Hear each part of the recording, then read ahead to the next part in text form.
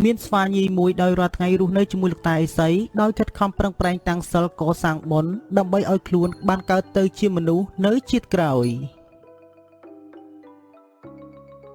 អ្វីដែលចៅធ្វើនៅជាតិនេះវាអាចធ្វើឲ្យចៅកើតទៅជាមនុស្សនៅជាតិក្រោយតើមានតែជូនពរចៅឲ្យសម្រេចបំណងតាមបំណងប្រាថ្នារបស់ចៅចៅពិតជាអរគុណលោកតាដែលលោកតាជួយមើលថែនិងផ្ដល់ចំណេះចេះដឹងឲ្យលោកចៅក៏សង្ឃឹមថាជាតិក្រោយចៅនឹងអាចចាប់ជាតិទៅជាមនុស្សបានចៅមានការតាំងចិត្តបែបនេះចៅប្រកាសជាសំបំណងតាមប្រាថ្នារបស់ចៅនៅពេលណាមួយជាមិនខានទោះបីជាពេលនោះមិនទាន់ដល់ពេលចាលោកតាចៅនឹងខិតខំប្រឹងប្រែងតាំងសិលកសាងបុណ្យឲ្យបានច្រើនដើម្បីឲ្យជាតិមុខចៅនឹងកើតទៅជាមនុស្សតាមបំណងប្រាថ្នាមួយរយៈពេលនេះមានព្រានព្រៃជាច្រើនបានចូលមកដល់ទីនេះដូច្នេះចៅត្រូវតែការពារខ្លួនឲ្យបានប្រសើរជាទីបំផុតក្រែងព្រានព្រៃលួចវាយប្រហារចៅនៅពេលណាមួយចាលោកតាចៅនឹងការពារខ្លួនឲ្យមានសុវត្ថិភាពជាទីបំផុតមិនឲ្យមានអ្វីប៉ះពាល់ទេណាលោកតា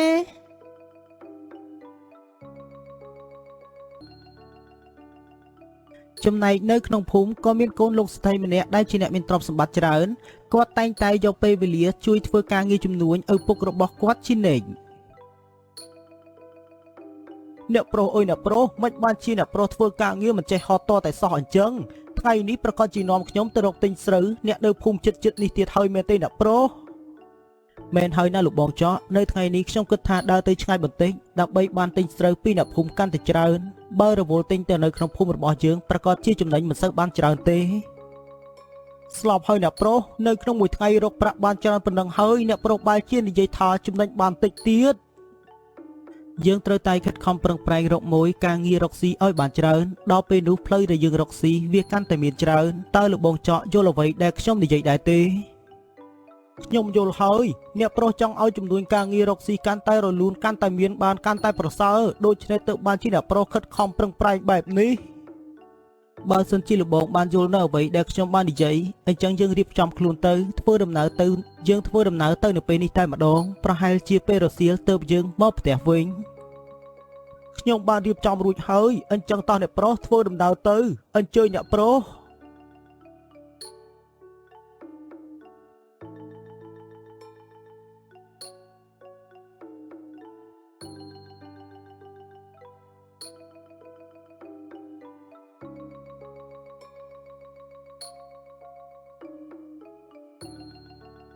នៅក្នុងព្រៃក៏មានក្រុមចៅមួយក្រុមដោយពួកគេរងចាំស្ទាក់ប្លន់ប្រាក់ពីឧត្តមដែលជាកូនប្រុសលោកសេដ្ឋីបើតិចទៀតកូនប្រុសលោកសេដ្ឋីនៅមកដល់ជាមិនខានយើងនឹងប្លន់ទ្រព្យសម្បត្តិរបស់គេហើយយើងទាំង3នាក់នឹងមានទ្រព្យសម្បត្តិច្រើនជាមិនខានទេណាពួកអាកូនចៅពួកយើងនឹងតែបានប្រាក់ច្រើនជាមិនខានទេណាលោកបងដោយសារតែកូនប្រុសលោកសេដ្ឋីម្នាក់នេះពូកែរកស៊ីដូច្នេះប្រកាសជាមានប្រាក់តាមខ្លួនច្រើនជាមិនខាននិយាយមិនទាន់ផុតពីមាត់ស្រាប់តែគេមកដល់ហើយនៅពេលនេះនៅឲ្យស្ងៀមប្រញាប់ប្រគល់ទ្រព្យសម្បត្តិគ្រប់បែបយ៉ាងឲ្យយើងនៅពេលនេះអ្នកទាំង3កុំធ្វើអ្វីខ្ញុំអីខ្ញុំយល់ព្រមឲ្យទ្រព្យសម្បត្តិទៅអ្នកទាំង3សូមត្រឹមតែអ្នកទាំង3ដោះលែងខ្ញុំទាំង2នាក់កុំធ្វើអ្វីខ្ញុំទាំង2នាក់អីបើយើងមិនសម្លាប់ឯងទេថ្ងៃណាមួយយើងនឹងមានរឿងដល់ខ្លួនជាមិនខានដូច្នេះយើងត្រូវតែសម្លាប់ឯងនៅពេលនេះនៅពេលដែលក្រុមចៅបាននិយាយបែបនេះស្រាប់តែលក្ខណៈដែលកំពុងតែនៅលើដើមឈើបានចុះមកក្រោមហើយក៏បានជួយឧត្តមដោយលក្ខណៈបានប្រើវេទមន្តរបស់ខ្លួនសម្រាប់ក្រុមចៅទាំង3នាក់ខ្ញុំពិតជាអរគុណដែលបានជួយខ្ញុំតាន់ពេលបើមិនដូច្នេះទេខ្ញុំប្រកាសជាត្រូវបាត់បង់ជីវិតទាំង2នាក់ជាមិនខាននៅពេលដែលបានឃើញឧត្តមភ្លាមលក្ខណៈក៏មានចិត្តស្រឡាញ់លើឧត្តមហើយក៏បានធ្វើដំណើរចាក់ចេញទៅទាំងមិននិយាយស្ដីអ្នកប្រុសអើយអ្នកប្រុសស្វាមួយក្បាលនេះមិនមែនជាស្វាធម្មតាទេវាគឺជាស្វាវេទមន្តណាអ្នកប្រុសមិនមែនជាស្វាធម្មតានោះទេអញ្ចឹងលោកបងធ្វើដំណើរទៅផ្ទះមុនទៅមិនចាំបាច់ដើររកមួយទិញស្រូវទេណាលោកបងខ្ញុំធ្វើដំណើរទៅតាមស្វាមួយក្បាលនេះអ្នកប្រុសមិនខ្លាចមានគ្រោះថ្នាក់ដល់ខ្លួនទេអីអ្នកប្រុសទៅតាមបែបនេះប្រកាសជាមានគ្រោះថ្នាក់ដល់ខ្លួនមិនអីទេណាលោកបងធ្វើតាមអ្វីដែលខ្ញុំបាននិយាយទៅខ្ញុំប្រញាប់ធ្វើដំណើរទៅតាមស្វានេះសិនហើយឧត្តមក៏បានធ្វើដំណើរទៅតាមក្រោយលក្ខណៈទាំងប្រញាប់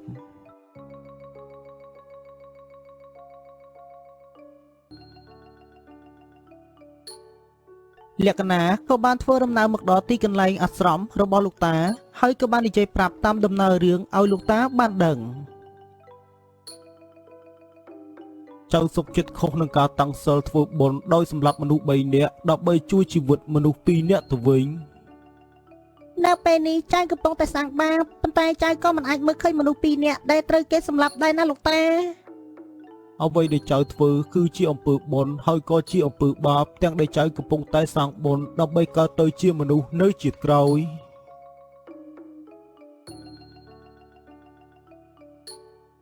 លោកតាចៅកំពុងតែធ្វើឲ្យនាងមានអំពើបាបរងគ្រោះកាន់តែថែមច្រើនមែនទេលោកតាចៅកំពុងតែធ្វើឲ្យនាងមានបាបកាន់តែខ្លាំងទោះបីខ្ញុំដឹងថាធ្វើបែបនេះធ្វើឲ្យខ្ញុំកាន់តែមានបាបប៉ុន្តែខ្ញុំក៏មិនអាចឈរមើលអ្នកប្រុសត្រូវគេសម្លាប់ខ្ញុំត្រូវតែជួយដល់អ្នកប្រុសបើសិនជាការជួយធ្វើឲ្យនាងរងនៅអំពើបាបបែបនេះខ្ញុំប្រកាសជាមិនឲ្យនាងជួយទេខ្ញុំពិតជាជំពាក់គុណនាងអស់មួយជីវិតណាលោកតាអ្នកប្រុសធ្វើដំណើរចាក់ចេញទៅវិញទៅនៅទីនេះមិនស័ក្តិសមនឹងអ្នកប្រុសនៅទៀតទេដោយសារតែទីនេះជាទីកន្លែងដែលសត្វព្រៃរស់នៅចៅមិនទៅណាទេណាលោកតាចៅនឹងនៅតបស្នងសងគុណនាងដែលនាងបានជួយដល់ជីវិតចៅនាងខិតខំប្រឹងប្រែងតាំងសិលដើម្បីបានបនកើតទៅជាមនុស្សនៅជាតិក្រោយប៉ុន្តែចៅបែរជាធ្វើឲ្យនាងកាន់តែរងទុក្ខចាប់តាំងពីថ្ងៃនេះទៅនាងមិនចាំបាច់រកចំណីដល់ខ្លួនឯងទេក្រែងថ្ងៃណាមួយមានព្រេងព្រៃលបធ្វើបាបនាងចៅនឹងយកផ្លែឈើមកឲ្យនាងជារៀងរាល់ថ្ងៃប៉ុន្តែអ្នកប្រុសត្រូវតែទៅផ្ទះវិញដើម្បីធ្វើការងារបន្តវេនជំនួញពីឪពុករបស់អ្នកប្រុសដែលជាសេដ្ឋីមិនត្រូវរស់នៅក្នុងព្រៃបែបនេះលោកសេដ្ឋីប្រកាសជាបារម្ភអញ្ចឹងចៅនឹងឧស្សាហ៍មកទីនេះហើយយកផ្លែឈើមកឲ្យនាងជារៀងរាល់ថ្ងៃចៅនឹងមកទីនេះជាប្រចាំណាលោកតា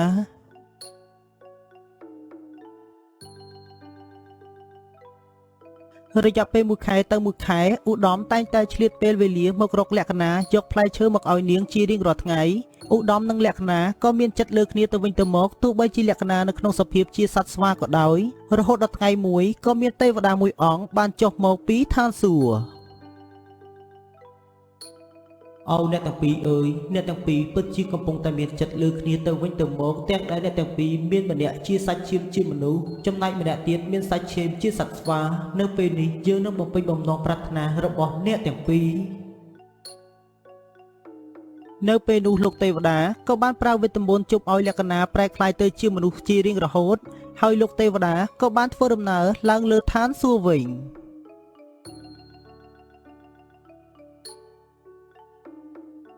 នៅពេលនេះខ្ញុំបានខ្លាចទៅជាមនុស្សហើយខ្ញុំមិនមែនរស់នៅក្នុងសភាពជាសត្វស្វាទៀតទេខ្ញុំនឹងខ្លាចទៅជាមនុស្សជារៀងរហូតខ្ញុំពិតជាសប្បាយចិត្តនៅពេលដែលខ្ញុំបានឃើញនាងប្រែក្លាយទៅជាមនុស្សបែបនេះខ្ញុំពិតជារីករាយទីបំផុតនាងក៏អាចប្រែក្លាយទៅជាមនុស្សបាននៅពេលនេះខ្ញុំអាចប្រែកាយទៅជាមនុស្សបានហើយខ្ញុំពិតជាសប្បាយចិត្តណាស់ខ្ញុំពិតជាសប្បាយចិត្តណាស់ណាលោកតាដល់ពេលហើយចៅដែលចៅទាំងពីរនាក់ត្រូវតែកសាងជីវិតទៅរស់នៅកសាងជីវិតកសាងគ្រួសារចៅត្រូវតែមើលថែលក្ខណៈឲ្យបានល្អជាទីបំផុតចៅនឹងមើលថែនាងឲ្យបានល្អជាទីបំផុតណាលោកតាចៅសន្យាថាមួយជីវិតនេះចៅនឹងមើលថែនាងទុកនាងដូចជាកែវភ្នែកលក្ខណៈនិងឧត្តមក៏បានធ្វើដំណើរចុះពីលើភ្នំដោយឧត្តមបាននាំលក្ខណៈទៅជួបនឹងឪពុករបស់គាត់ដែលជាសេដ្ឋី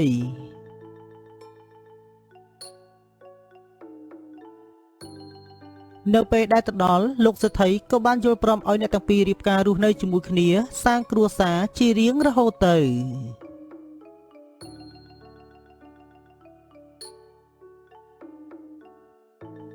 មានសេដ្ឋីនេះម្នាក់ដែលគាត់មានកូនប្រុសតែមួយហើយកូនប្រុសរបស់គាត់ក៏បានរៀបការជាមួយនារីក្រីក្រកំព្រាម្នាក់យកមកធ្វើជាប្រពន្ធធ្វើឲ្យសេដ្ឋីនេះគាត់មិនពេញចិត្តហើយគាត់តែងតែមានគំនិតអាក្រក់ចង់បំបែកបំបាក់គ្រួសាររបស់កូនម៉ែគិតថាកូនគួរតែលែងលះប្រពន្ធចោលទៅនាងមិនចេះធ្វើអ្វីទេណាកូនមួយថ្ងៃគិតតែមាយាដាក់កូននឹងហើយម៉ែពិតជាមិនចង់បានកូនប្រសាបែបនេះទេកក្កដានាងគឺជានារីដែលខ្ញុំពេញចិត្តម៉ែនាងគឺជាកូនប្រសាដ៏ល្អសម្រាប់ម៉ែប៉ុន្តែហេតុអ្វីបានជាម៉ែតែងតែមានបំណងចង់ឲ្យខ្ញុំលែងលះគ្នាបែបនេះម៉ែនិយាយតាមត្រង់ទៅម៉ែមិនពេញចិត្តនាងកក្កដាត្រង់នាងជាកូនកំព្រាហើយថែមទាំងជាកូនអ្នកក្រីក្រកូនប្រសាម៉ែសាកសមគឺជាកូនអ្នកមានមិនមែនជាកូនអ្នកក្របែបនេះទេណាកូនខ្ញុំមិនយល់ពីម៉ែតតែសោះ រាល់ថ្ងៃគ្រួសារយើងមានទ្រព្យសម្បត្តិធូរធារប៉ុន្តែម៉ែនៅតែចង់បានកូនប្រសារជាកូនអ្នកមានទៀតម៉ែមិនពេញចិត្តនឹងទ្រព្យសម្បត្តិដែលកំពុងតែមានរាល់ថ្ងៃទេមែនទេម៉ែមិនតន់ពេញចិត្តទេណាកូនម៉ែចង់បានទ្រព្យសម្បត្តិឲ្យគ្រួសារយើងធូរធារជាងនេះដូច្នេះកូនគួរតែលែងលះនាងកក្កដាចោលទៅឲ្យប្រាក់វាបន្តិចបន្តួចចាប់ដើមជីវិតថ្មីហើយកូនយកកូនក្រមុំលោកមេភូមិមកធ្វើជាប្រពន្ធវិញខ្ញុំសូមទោសផងណាម៉ែខ្ញុំមិនអាចធ្វើតាមការចង់បានរបស់ម៉ែបានទេចំពោះកក្កដានាងគឺជាមនុស្សសំខាន់ហើយខ្ញុំក៏មិនធ្វើការតាមការចង់បានរបស់ម៉ែដោយការលែងលះគ្នាដែរម៉ែគួរតែបញ្ឈប់ចិត្តទាំងអស់នោះចោលទៅម៉ែពិតជាខ្មាស់អ្នកភូមិខ្លាំងណាស់ដែលម៉ែមានកូនប្រុសតែមួយហើយមិនសមតាមបំណងម៉ែទៀតម៉ែយល់ព្រមតាមកូនគ្រប់បែបយ៉ាងទាំងអស់សូមត្រឹមតែកូនលែងលះជាមួយនឹងកក្កដាហើយរៀបការជាមួយនឹងប្រពន្ធថ្មីទៅមើលទៅប្រហែលជាព្រឹកនេះខ្ញុំនិយាយជាមួយម៉ែមិនមានរឿងអ្វីក្រៅពីរឿងនេះទេអញ្ចឹងខ្ញុំគិតថាសូមឡើងលើផ្ទះព្រោះតែពេលរសៀលខ្ញុំត្រូវទៅទិញក្របីដូច្នេះខ្ញុំសូមសម្រាកសិនហើយ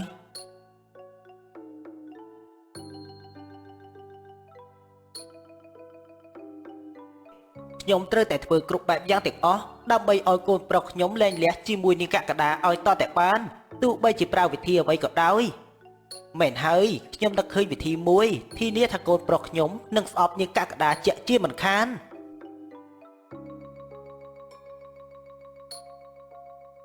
នៅលើផ្ទះកក្កដាកំពុងតែជូតផ្ទះ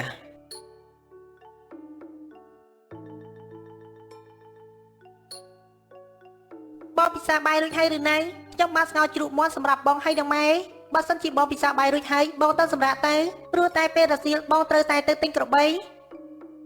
បងបានហូបបាយរួចហើយម៉ែក៏បានហូបបាយរួចដែរនេះតើអូនហត់ដែរទេតែរាល់ថ្ងៃម៉ែតែងតែរករឿងអូនជានិច្ចតើអូនដែលខឹងនឹងគាត់ដែរទេ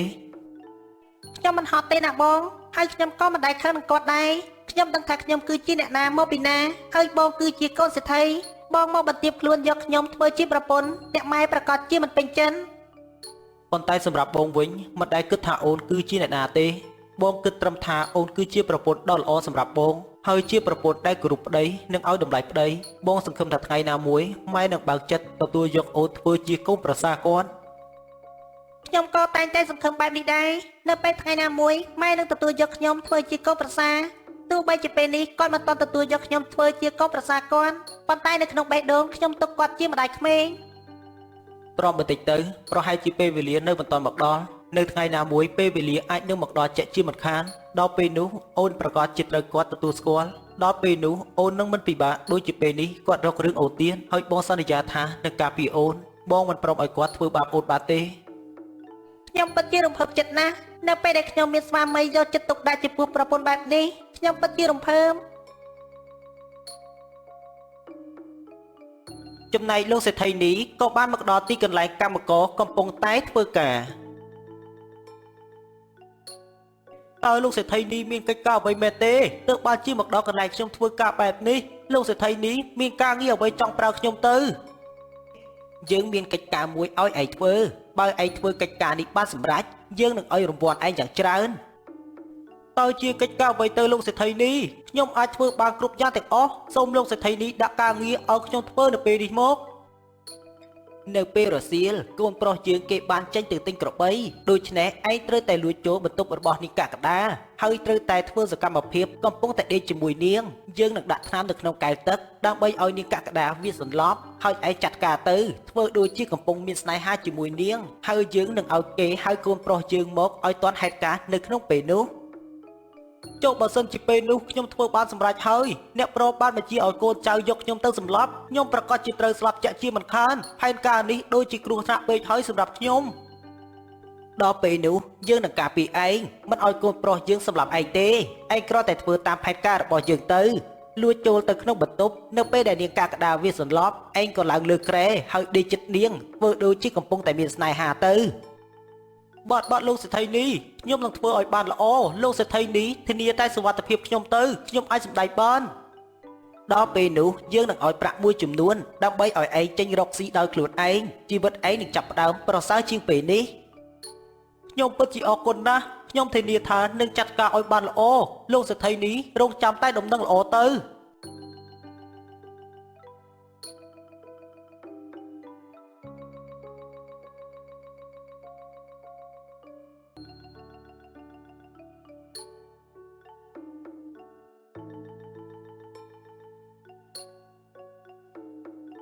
នៅខាងមុខផ្ទះកាកដាកំពុងតែបោសសម្អាត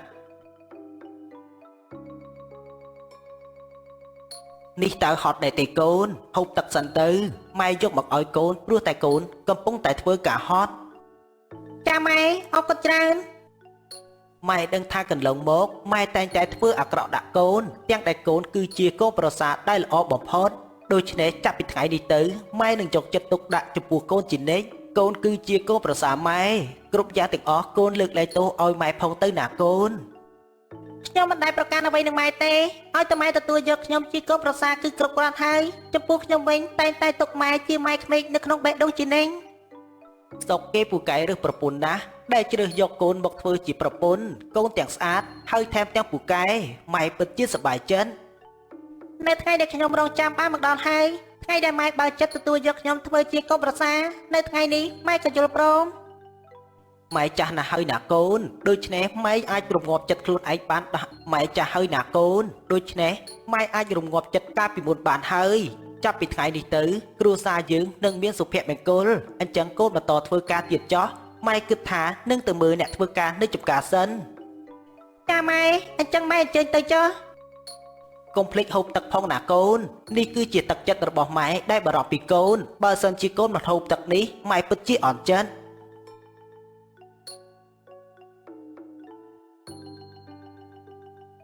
នៅពេលល្ងាចឡើងសេដ្ឋីនេះក៏បានបញ្ជាឲ្យកូនចៅទៅហៅកូនប្រុសរបស់គាត់មកផ្ទះដើម្បីឲ្យមកឃើញប្រពន្ធរបស់កូនប្រុសកំពុងតែលួចតាក់ទងជាមួយនឹងអ្នកបម្រើ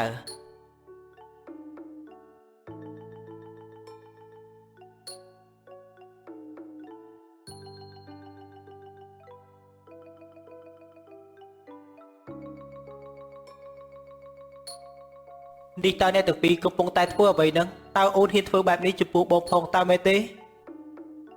នាងតាមានរឿងអ្វីទៅហើយអ្វីបានជាលោកមកដេកលើក្រែជាមួយខ្ញុំបែបនេះវាមិនដូចអ្វីដែលបងកំពុងតែគិតទេណាបងវាមិនដូចអ្វីដែលបងកំពុងតែគិតទេ ហើយអ្វីបានជាអ្នកស្រីនិយាយបែបនេះអ្នកស្រីតែងតែលួចតាក់ទងស្នេហាជាមួយខ្ញុំច្រើនដងមកហើយអ្វីបានជាអ្នកស្រីប្រកែកយករួចខ្លួនបែបនេះលោកប្រុសខ្ញុំសុំតែរួចខ្លួនទេលោកប្រុសកុំធ្វើបាបខ្ញុំអីខ្ញុំទៅសិនហើយ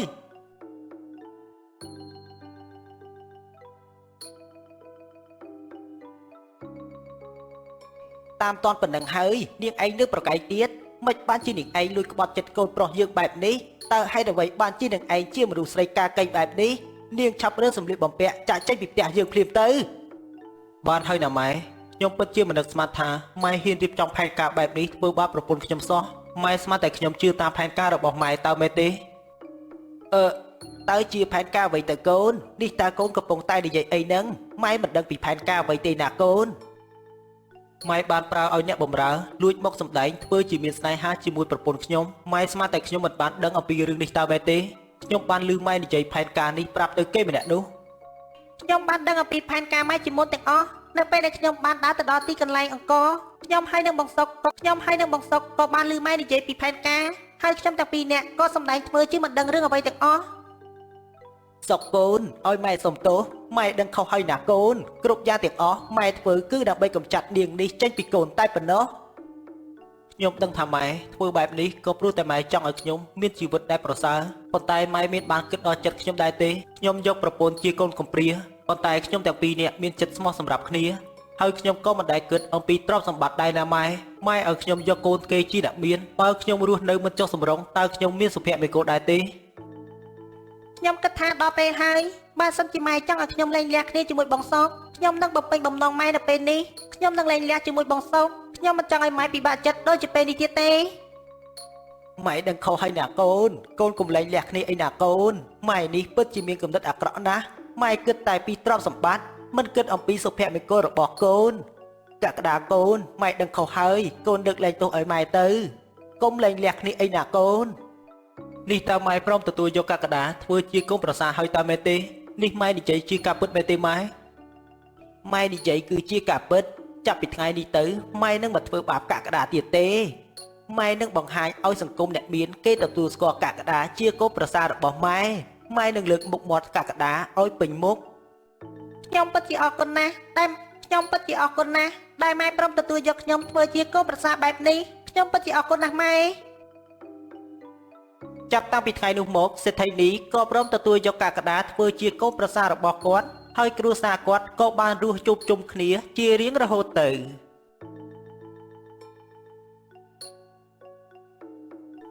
មានបុរសកំជិលម្នាក់ហើយគាត់ថែមទាំងជាមនុស្សដែលមិនខ្វាយខ្វល់នឹងអ្នកណាទាំងអស់ដោយរាល់ថ្ងៃគាត់គិតតែច្រណែននឹងជីវិតអ្នកដទៃគាត់មិនដែលនឹងទៅរកទីធ្វើការអ្វីទេនៅថ្ងៃមួយក៏មានបុរសសុំទានម្នាក់ចូលមកដល់សុំអង្គរក្នុងផ្ទះរបស់គាត់លោកបងអើយលោកបងតើលោកបងមានអង្គរដែរទេខ្ញុំសុំបន្តិចមកខ្ញុំដើរសុំទានអត់បាយហូប2ថ្ងៃមកហើយបើលោកបងមានអង្គរខ្ញុំសុំបន្តិចយកទៅហូបលោកបងខ្ញុំកំពុងតែត្រូវការអង្គរដូចជាលោកបងដែរព្រោះតែផ្ទះរបស់ខ្ញុំអស់អង្គរកាលពីម្សិលមិញហើយដើម្បីបានជាលោកបងមិនទៅរកការងារធ្វើចាំបាច់អីត្រូវមកសុំអង្គរខ្ញុំបែបនេះ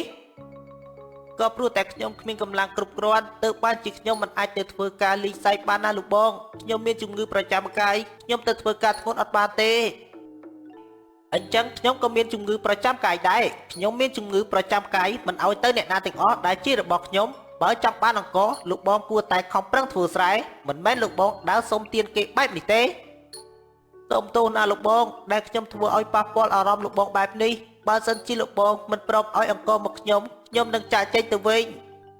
ច្បាស់ជាមិនឲ្យអង្គរទៅលោកបងនឹងហើយដូច្នេះលោកបងប្រញាប់ចាក់ចេញទៅវិញភ្លាមទៅសយកាត់ព្រឹកតែម្ដងហើយលោកបងឯងនេះបុរសសំទៀនក៏បានធ្វើដំណើរចាក់ចេញទៅវិញ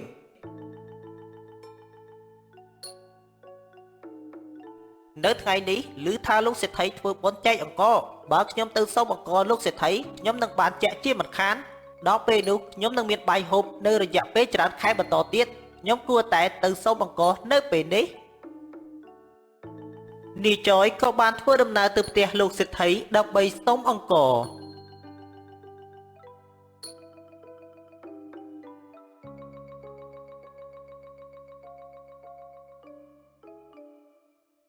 នៅផ្ទះលោកសេដ្ឋីក៏បានរៀបចំពិធីបុណ្យចែកអង្គរជូនអ្នកភូមិតើបងប្អូនមកដល់គ្រប់ចំនួនហើយតើមែនទេបើសិនជាបងប្អូនមកដល់គ្រប់ចំនួនហើយខ្ញុំនឹងធ្វើការបែងចែកអង្គរនៅពេលនេះសូមបងប្អូនយកអង្គរដែលខ្ញុំបានចែកឲ្យយកទៅហូបហើយឆ្លៀតពេលធ្វើស្រែអង្គរទាំងអស់នេះអាចជួយឲ្យបងប្អូនរួចមួយគ្រានៅពេលដែលបងប្អូនលំបាកលោកសេដ្ឋីក៏បានចែកអង្គរដល់អ្នកភូមិគ្រប់គ្នាលោកសេដ្ឋីតើមួយគ្រួសារត្រូវបានអង្គរ1បេតើមែនទេលោកសេដ្ឋីចុះខ្ញុំ2គ្រួសារតើត្រូវបានអង្គរ2បេតើមែនទេ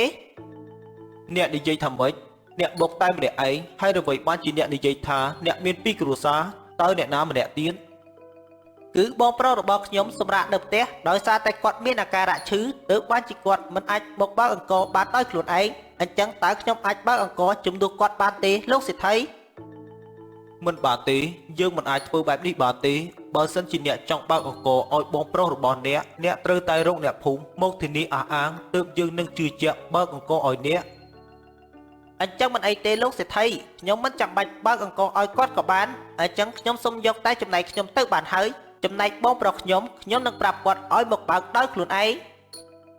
វាគឺជាការប្រសើរអញ្ចឹងអ្នកប្រញាប់ទៅប្រាប់បងប្រុសអ្នកវិញទៅឲ្យគាត់មកបើកអង្គរដោយខ្លួនឯងយើងប្រកាសជាឲ្យអង្គរគាត់ជាក់ជាមិនខានសេដ្ឋីនេះឆ្លាតមែនហើយដើម្បីបានជាដឹងអំពីល្បិចយើងបែបនេះប្រហែលជាសេដ្ឋីនេះជួបអ្នកបោកប្រាស់ច្រើនមកហើយមើលទៅនៅពេលដែលបានអង្គររួចហើយនាយចយក៏បានលីសំដៅទៅផ្ទះគេវិញគេម្នាក់នេះប្រហែលជាមានគំនិតអាក្រក់ហើយលោកសេដ្ឋីទើបបានជានិយាយបែបនេះតាមពិតល្បិចបែបនេះគេគិតថានឹងអាចបោកប្រាស់លោកសេដ្ឋីបានក៏ព្រោះតែគេគឺជាមនុស្សលោភលន់ទើបបានជាគេហ៊ានធ្វើដល់ថ្នាក់នេះគេមិនខ្លាចអ្វីនិយាយដោយមិនចេះគិតដូច្នេះយើងដឹងពីល្បិចរបស់គេសមមុខទៅថ្ងៃក្រោយកុំមកធ្វើបែបនេះទៀត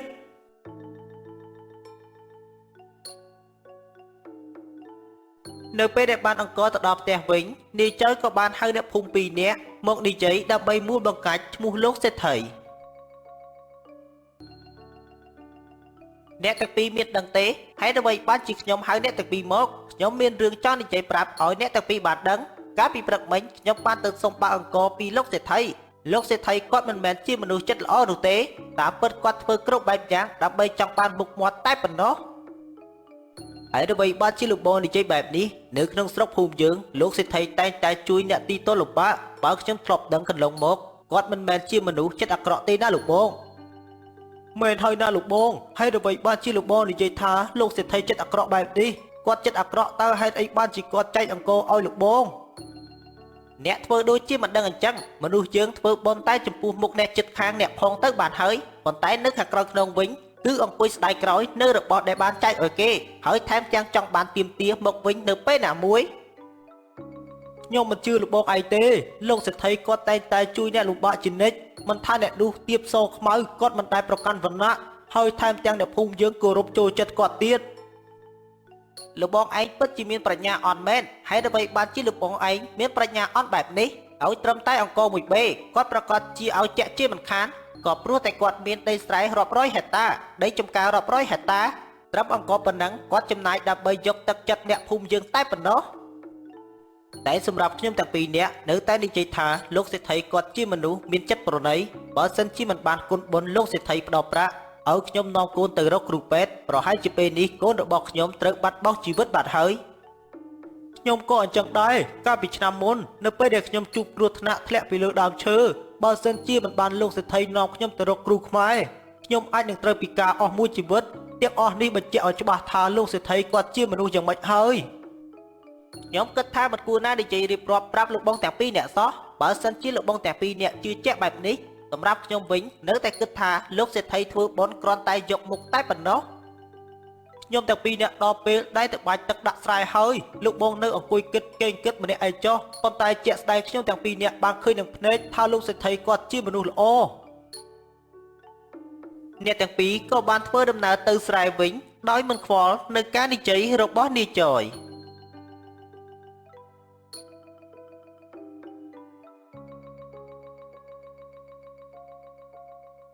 ហើយដើម្បីបានជាអ្នកទាំងពីរអ្នកនេះជឿជាក់លោកសេដ្ឋីបែបនេះបើសិនជាអ្នកទាំងពីរជឿជាក់បែបនេះហើយខ្ញុំគួរតែនិយាយប្រាប់អ្នកភូមិផ្សេងទៀតឲ្យគេបានដឹង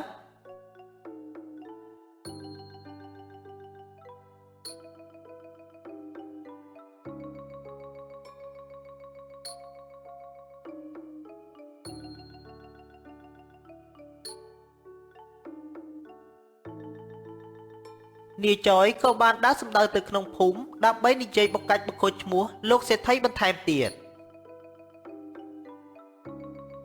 យើងមិនជឿឯងទេណាចយយើងស្គាល់លោកសេដ្ឋីច្រើនឆ្នាំមកហើយនៅក្នុងភូមិអ្នកណាតែងតែលំបាករត់ទៅរកលោកសេដ្ឋីជានិច្ចប៉ុន្តែហេតុអីបានជាឯងនិយាយបង្ខូចឈ្មោះគាត់បែបនេះ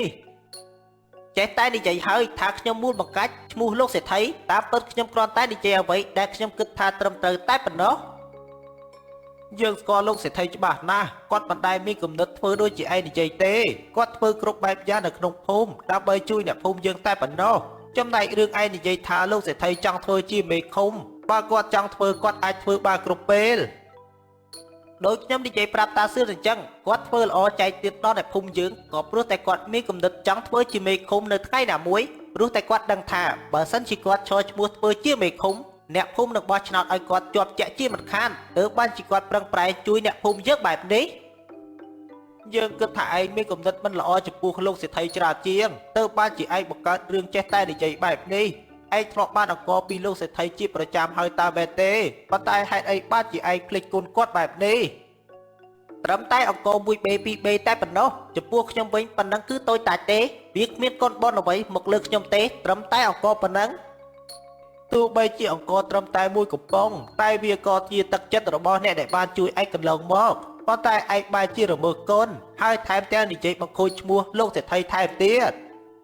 នៅថ្ងៃនេះនិយាយជាមួយតាសឿនមិនត្រូវគ្នាតតែសោះអញ្ចឹងខ្ញុំគិតថាសូមដើរទៅខាងមុខទៀតសិនហើយក្រែងបានរកត្រីបាន2 3គ្រាន់តែផ្ទះវិញ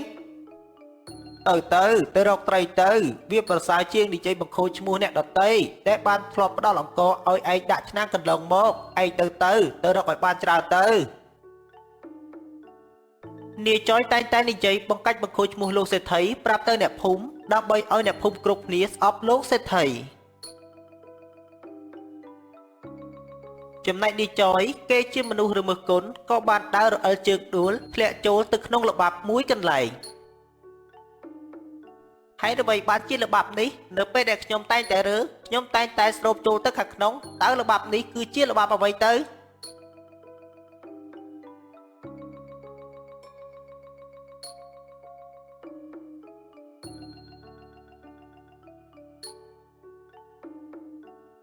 នេះតើអ្នកកំពុងតែជាប់ក្នុងល្បាប់តើមែនទេអ្នកប្រហែលជាមិនអាចរើរួចចេញពីល្បាប់នេះបានទេព្រោះតែល្បាប់នេះវានឹងទាញអ្នកចូលទៅខាងក្នុងនៅពេលដែលអ្នកកាន់តែរើបំរាស់លោកសេដ្ឋីជួយខ្ញុំផងណាលោកសេដ្ឋីខ្ញុំមិនទាន់ចង់ស្លាប់ទេណាលោកសេដ្ឋីលោកសេដ្ឋីជួយខ្ញុំផងទៅក្រែងអ្នកបានដើរនិយាយប្រាប់អ្នកភូមិថាយើងមិនដែលបានជួយអ្វីដល់អ្នកតែប៉ុណ្ណោះអញ្ចឹងយើងគិតថាមិនចាំបាច់ជួយដល់អ្នកទេបើគ្រប់យ៉ាងយើងជួយដើម្បីគ្រាន់តែចង់បានមុខមាត់ខ្ញុំដឹកខុសហើយណាលោកសេដ្ឋីខ្ញុំពិតជាមនុស្សរមើលគុណដូច្នេះពេលនេះលោកសេដ្ឋីជួយខ្ញុំឲ្យចេញពីល្បាប់នេះផងទៅយើងគិតថាអ្នកគឺជាមនុស្សដឹកកំហុសយើងនឹងជួយអ្នកនៅពេលនេះឲ្យចេញពីល្បាប់កូនចៅឯងឆាប់បោះឈើឲ្យគេទាញឡើងមកលើភ្លាមមកទទួលបញ្ជាលោកសេដ្ឋីនៅពេលនោះកូនចៅលោកសេដ្ឋីក៏បានជួយឲ្យនាយចយចេញពីល្បាប់បិសាចខ្ញុំដឹកខុសហើយណាលោកសេដ្ឋីចាប់ពីថ្ងៃនេះទៅខ្ញុំសូមធ្វើជាអ្នកបម្រើលោកសេដ្ឋីដើម្បីតបស្នងសងគុណទៅលោកសេដ្ឋីវិញដែលបានជួយជីវិតរបស់ខ្ញុំមិនចាំបាច់ទេឯងទៅធ្វើការងារនៅផ្ទះរបស់ឯងវិញចុះយើងមានអ្នកបម្រើគ្រប់គ្រាន់ហើយប៉ុន្តែថ្ងៃក្រោយសូមឯងកុំភ្លេចគុណអ្នកដែលបានជួយសង្គ្រោះជីវិតរបស់ឯងទៅបានហើយបាទលោកសេដ្ឋីខ្ញុំនឹងកែប្រែខ្លួនចាប់តាំងពីថ្ងៃនោះមកនាយចយក៏បានកែប្រែខ្លួនកុំភ្លេចគុណអ្នកដែលបានជួយអ្នកនៅពេលកន្លងមក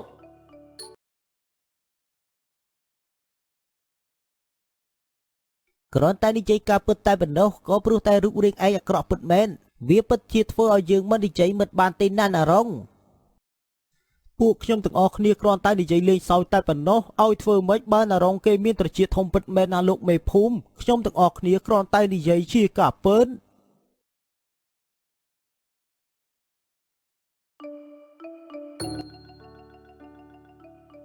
មានក្មេងប្រុសម្នាក់ដែលកើតមកមានរូបរាងមិនស្អាតបាតដោយសារតែត្រចៀកគាត់ធំខុសប្លែកពីត្រចៀកមនុស្សធម្មតាអ្នកភូមិមួយចំនួនតែងតែមើលងាយវាតម្លៃគាត់ជានិច្ចក៏ប៉ុន្តែមានអ្នកភូមិមួយចំនួនទៀតតែងតែនិយាយលើកទឹកចិត្ត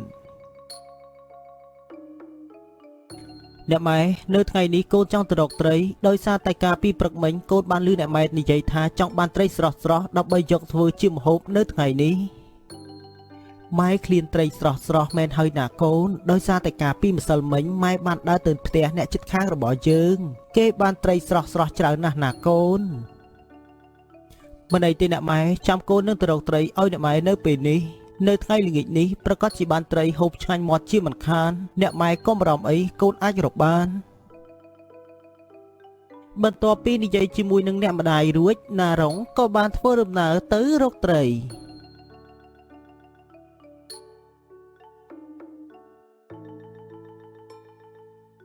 នៅពេលដែលណារងបានដើរទៅរកត្រីហើយដើរកាត់ឆ្លងកាត់ក្នុងភូមិអ្នកភូមិតែងតែនិយាយសើចចំអកណារងជានិច្ចមិនដឹងថាជាមនុស្សអ្វីទេស្រាប់តែមានត្រចៀកធំជាងអ្នកដតីប្រៀបដូចជាត្រចៀកជ្រូកអញ្ចឹងមែនហើយត្រចៀកដូចជ្រូកអញ្ចឹងក៏ព្រោះតែជាមនុស្សចម្លែកបែបនេះទើបបានជាមិនមានអ្នកណាយកធ្វើជាប្តី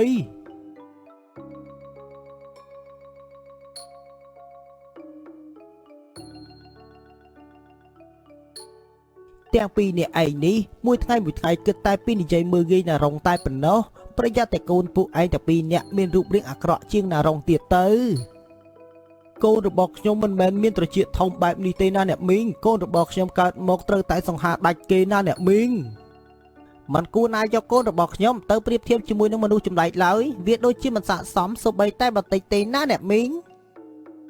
ចិត្តគេចិត្តយើងបើសិនយើងត្រូវគេសើចចំអករឿងអ្វីមួយប្រកាសជាមានការអន់ចិត្តជាមិនខានដូច្នេះឯងតែពីរនាក់គិតតែពីមើងងាយវាតម្លៃមនុស្សតែប៉ុណ្ណោះទោះបីជាគេមានរូបរាងយ៉ាងម៉េចក៏ដោយប៉ុន្តែយើងមិនអាចដឹងពីទំហំទឹកចិត្តរបស់គេបានទេវាគ្រាន់តែជាខ្លួនប្រាណគេតែប៉ុណ្ណោះអញ្ចឹងបានហើយណាសម្លាញ់យើងគិតថាលីឯងទៅផ្ទះសិនហើយនៅបន្តិចទៀតកាន់តែត្រូវមាត់អ្នកមីងកាន់តែខ្លាំង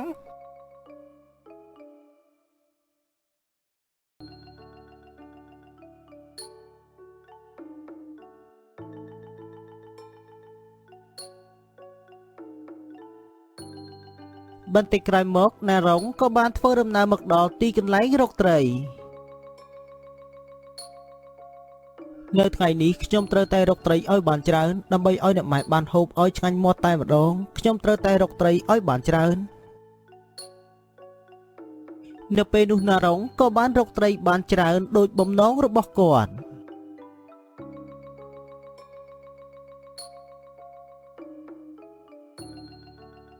យ៉ាងម៉េចបានជាថ្ងៃនេះឯងមករកត្រីនៅទីនេះអញ្ចឹងផ្អើលត្រីរបស់យើងអស់ហើយដោយសារតែឃើញត្រចៀកធំរបស់ឯងខុសពីអ្នកដទៃធម្មតាណាស់ណារុងលោកពូនៅទីនេះជាទីកន្លែងដែលមិនមានម្ចាស់ទេណាលោកពូអ្នកណាក៏អាចរកត្រីនៅទីនេះបានហើយក៏មិនពាក់ព័ន្ធអ្វីនឹងខ្ញុំដែរលោកពូមិនគួរណានិយាយរូបរាងរបស់ខ្ញុំបែបនេះទេគ្រាន់តែនិយាយការពិតតែប៉ុណ្ណោះក៏ព្រោះតែរូបរាងឯងអាក្រក់ពិតមែនវាពិតជាធ្វើឲ្យយើងមិននិយាយមិនបានទេណាណារុងទោះបីខ្ញុំមានរូបរាងអាក្រក់ក៏ដោយប៉ុន្តែខ្ញុំក៏មិនដែលទៅធ្វើបាបអ្នកណាម្នាក់ឲ្យមានការឈឺចាប់ដូចជាអ្នកខ្លះមានរូបរាងស្អាតបាតប៉ុន្តែបែរជាដើរនិយាយមើលងាយអ្នកដទៃទៅវិញអើយអាណារុងឯងកំពុងតែនិយាយជេរយើងវិញតើមែនទេឯងហ៊ាននិយាយបែបនេះចំពោះយើងផងមែនទេអាមនុស្សស្លឹកត្រចៀកធំណារុងនៅពេលដែលបានឮពូស៊ុយនិយាយចំអកខ្លួនថាអាក្រក់បែបនេះណារុងក៏បានធ្វើដំណើរទៅផ្ទះវិញទាំងភាពសោកសៅ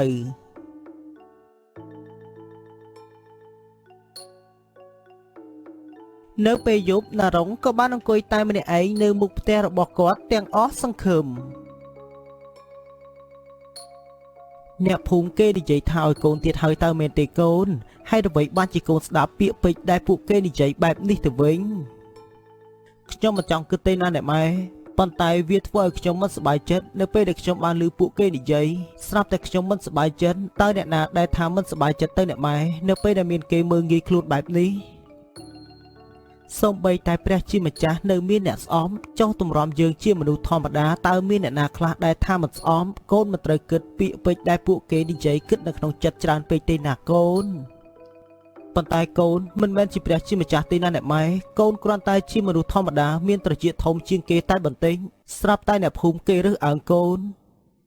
អ្នកណាថាយ៉ាងម៉េចក៏តាមតែគេទៅសំខាន់កូនម៉ែជាមនុស្សដែលពូកែបំផុតជាមនុស្សដែលល្អបំផុតដូច្នេះមិនច្បាច់ខ្វាយខ្វល់នឹងពាក្យពេចន៍ទាំងអស់នោះទេ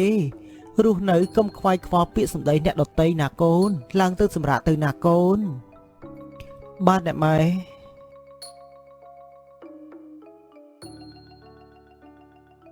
ពីមួយថ្ងៃទៅមួយថ្ងៃអ្នកភូមិតែងតែនិយាយមើលងាយណារុងកាន់តែច្រើនធ្វើឲ្យលោកមេភូមិគាត់កាន់តែពិបាកចិត្តបើនៅតែបន្តបែបនេះថ្ងៃណាមួយណារុងប្រកាសជាគិតខ្លីជាមិនខានទេណាលោកបងក៏ព្រោះតែអ្នកភូមិមួយចំនួនតែងតែនិយាយមើលងាយណារុងជារៀងរាល់ថ្ងៃលោកមេភូមិត្រូវតែកោះហៅអ្នកភូមិមកនិយាយបើមិនដូច្នេះទេណារុងប្រកាសជាគិតខ្លីដូចជាលោកមេភូមិបានគិតដោយសារតែរងសម្ពាធពីអ្នកភូមិគ្រប់គ្នាមួយចំនួនខ្ញុំពិតជាអាណិតណារុងកើតមកមានត្រចៀកធំខុសគេហើយត្រូវបានមនុស្សមួយចំនួនគេសើចំអកមើលងាយថែមទៀតទាំងដែលណារុងគេជាមនុស្សដែលមានចរិតស្លូតបូនសុភាពរៀបសារចំពោះរឿងនេះមានតែលោកមេភូមិតែប៉ុណ្ណោះដែលអាចបញ្ចប់បានពីមួយថ្ងៃទៅមួយថ្ងៃមនុស្សកាន់តែស្អប់ណារុងកាន់តែច្រើនមើលងាយណារុងកាន់តែច្រើនមិនអីទេខ្ញុំធ្វើដំណើរទៅប្រាប់អ្នកភូមិហើយប្រជុំអ្នកភូមិនៅពេលនេះដើម្បីឲ្យអ្នកភូមិបញ្ចប់ការមើលងាយណារុងចាប់ពីពេលនេះតទៅលោកមេភូមិក៏បានកោះហៅអ្នកភូមិមកប្រជុំដើម្បីនិយាយ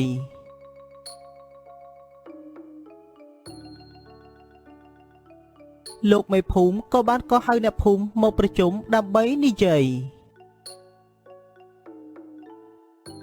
តើលោកមេភូមិហៅខ្ញុំទាំងអស់គ្នាមកមានកិច្ចការអ្វីតើមែនទេមិនបានជាមិនទៅប្រជុំនៅផ្ទះលោកមេភូមិតែម្ដងទៅហើយអ្វីបានជាមកប្រជុំនៅវត្តទៅវិញមែនហើយហើយអ្វីបានជាលោកមេភូមិឲ្យពួកខ្ញុំមកជួបនៅទីនេះអញ្ចឹងមិនបានជាមិនហៅឲ្យពួកខ្ញុំទាំងអស់គ្នាទៅផ្ទះលោកមេភូមិតែម្ដងទៅខ្ញុំមកទីនេះគឺដើម្បីចង់មានរឿងប្រាប់ឲ្យអ្នកភូមិទាំងអស់គ្នាបានដឹងសូមអ្នកទាំងអស់គ្នាបញ្ចប់ការរើសអើងចំពោះណារុងទៀតទៅនៅលើโลกនេះមិនមានអ្នកណាកើតមកចង់មានរូបរាងអាក្រក់នោះទេគេតែងតែចង់មានរូបរាងស្អាតបាតដូច្នេះសូមកុំនិយាយមើលងាយវាតម្លៃគេទៀតអីព ពួកខ្ញុំទាំងអស់គ្នាគ្រាន់តែនិយាយលេងសើចតែប៉ុណ្ណោះឲ្យធ្វើម៉េចបានអារងគេមានត្រចៀកធំពិតមែនណាលោកមេភូមិខ្ញុំទាំងអស់គ្នាគ្រាន់តែនិយាយជាការពិតមែនហើយខ្ញុំទាំងអស់គ្នាគ្រាន់តែនិយាយការពិតតើខុសតើមែនទេពួកខ្ញុំគ្រាន់តែនិយាយការពិតតែប៉ុណ្ណោះមិនបាននិយាយមិនពិតឯណាលោកមេភូមិខ្ញុំជឿជាក់ថាអ្នកទាំងអស់គ្នាកាន់សាសនាព្រះពុទ្ធហើយអ្នកទាំងអស់គ្នាបានដឹងថាអំពើបុណ្យអំពើបាបមានពិតប្រាកដដូច្នេះអ្នកទាំងអស់គ្នានិយាយមើលងាយណារងនៅថ្ងៃនេះប៉ុន្តែថ្ងៃក្រោយអាចនឹងធ្លាក់លើកូនចៅអ្នកទាំងអស់គ្នាប្រកាសជាមានរូបរាងអាក្រក់ជាងណារងទៅទៀតដល់ពេលនោះអ្នកទាំងអស់គ្នាប្រកាសជាយល់អារម្មណ៍ច្បាស់ណាស់នៃការមើលងាយយើងគួរតែនិយាយលើកទឹកចិត្តកុំរើសអើងកុំរើសគន់បើមិនចូលចិត្តណារងដែលមានត្រចៀកធំមិនបានជាអ្នកទាំងអស់គ្នាមិននៅឲ្យឆ្ងាយកុំនិយាយជាមួយណារងទៅគឺចប់រឿងហើយខ្ញុំទាំងអស់គ្នាឈប់ហើយណាលោកមេភូមិមិនគួរណាខ្ញុំទាំងអស់គ្នាប្រកាន់យករូបរាងនៅខាងក្រៅមិនមើលទឹកចិត្តនៅខាងក្នុងខ្ញុំទាំងអស់គ្នាសន្យាថានឹងមិននិយាយមើលងាយវាយតម្លៃណារងទៀតទេសន្យាណាលោកមេភូមិខ្ញុំទាំងអស់គ្នាឈប់ហើយបន្ទាប់ពីបានការនិយាយណែនាំពីលោកមេភូមិរួចអ្នកភូមិក៏បានយល់ស្របតាមលោកមេភូមិហើយអ្នកភូមិក៏បានសន្យាថាឈប់រើសអើងណារងនិយាយមើលងាយណារងចាប់ពីពេលនេះតទៅ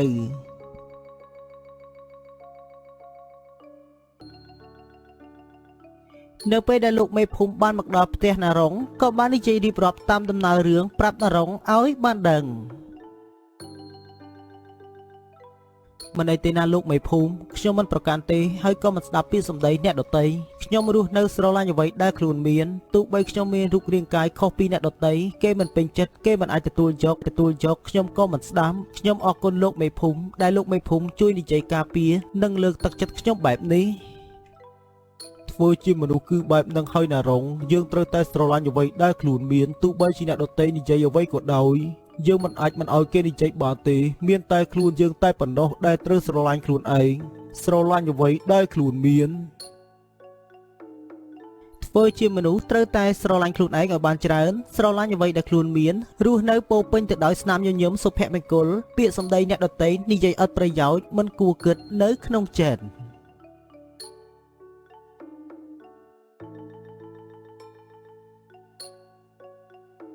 មានពពែពីរក្បាលមេហើយនឹងកូនរស់នៅក្នុងលអាងភ្នំមួយដោយកូនពពែតែងតែលួចចេញទៅខាងក្រៅនៅពេលដែលមេបានដេកលក់កូនតែងតែលួចចេញទៅខាងក្រៅនៅពេលដែលម៉ែបានដេកលក់ចុះបើសិនជាកូនចេញទៅខាងក្រៅជួបនឹងព្រានព្រៃកូនប្រកាសជាមានគ្រោះថ្នាក់ជាក់ជាមិនខានពីរអ្នកម្ដាយកូនយើងរត់មករស់នៅក្នុងព្រៃលអាងនេះខ្ញុំគិតថាវាឆ្ងាយគ្រប់គ្រាន់ហើយណាម៉ែព្រានព្រៃប្រហែលជាមិនមកដល់ទីនេះទេ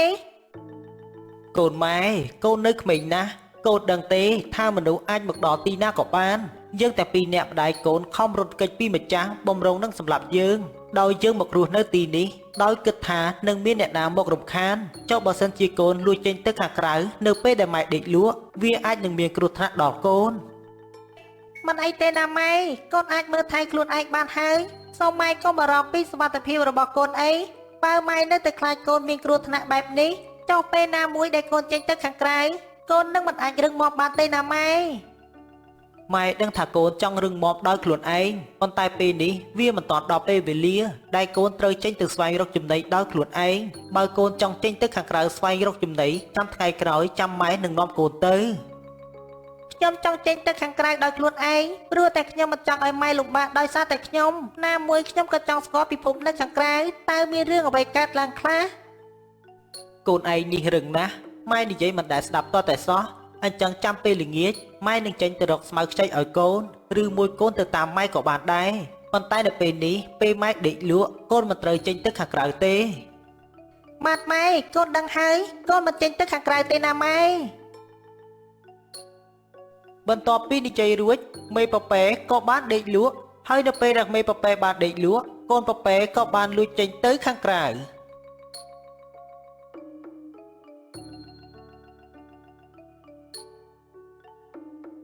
ចំណែកនៅក្នុងភូមិក៏មានព្រានព្រៃពីរនាក់អ្នកទាំងពីរប្រកបមុខរបរដាក់អន្ទាក់បោកបាញ់សត្វនៅថ្ងៃមួយនោះអ្នកទាំងពីរក៏បាននាំគ្នាចូលក្នុងព្រៃដើម្បីបោកបាញ់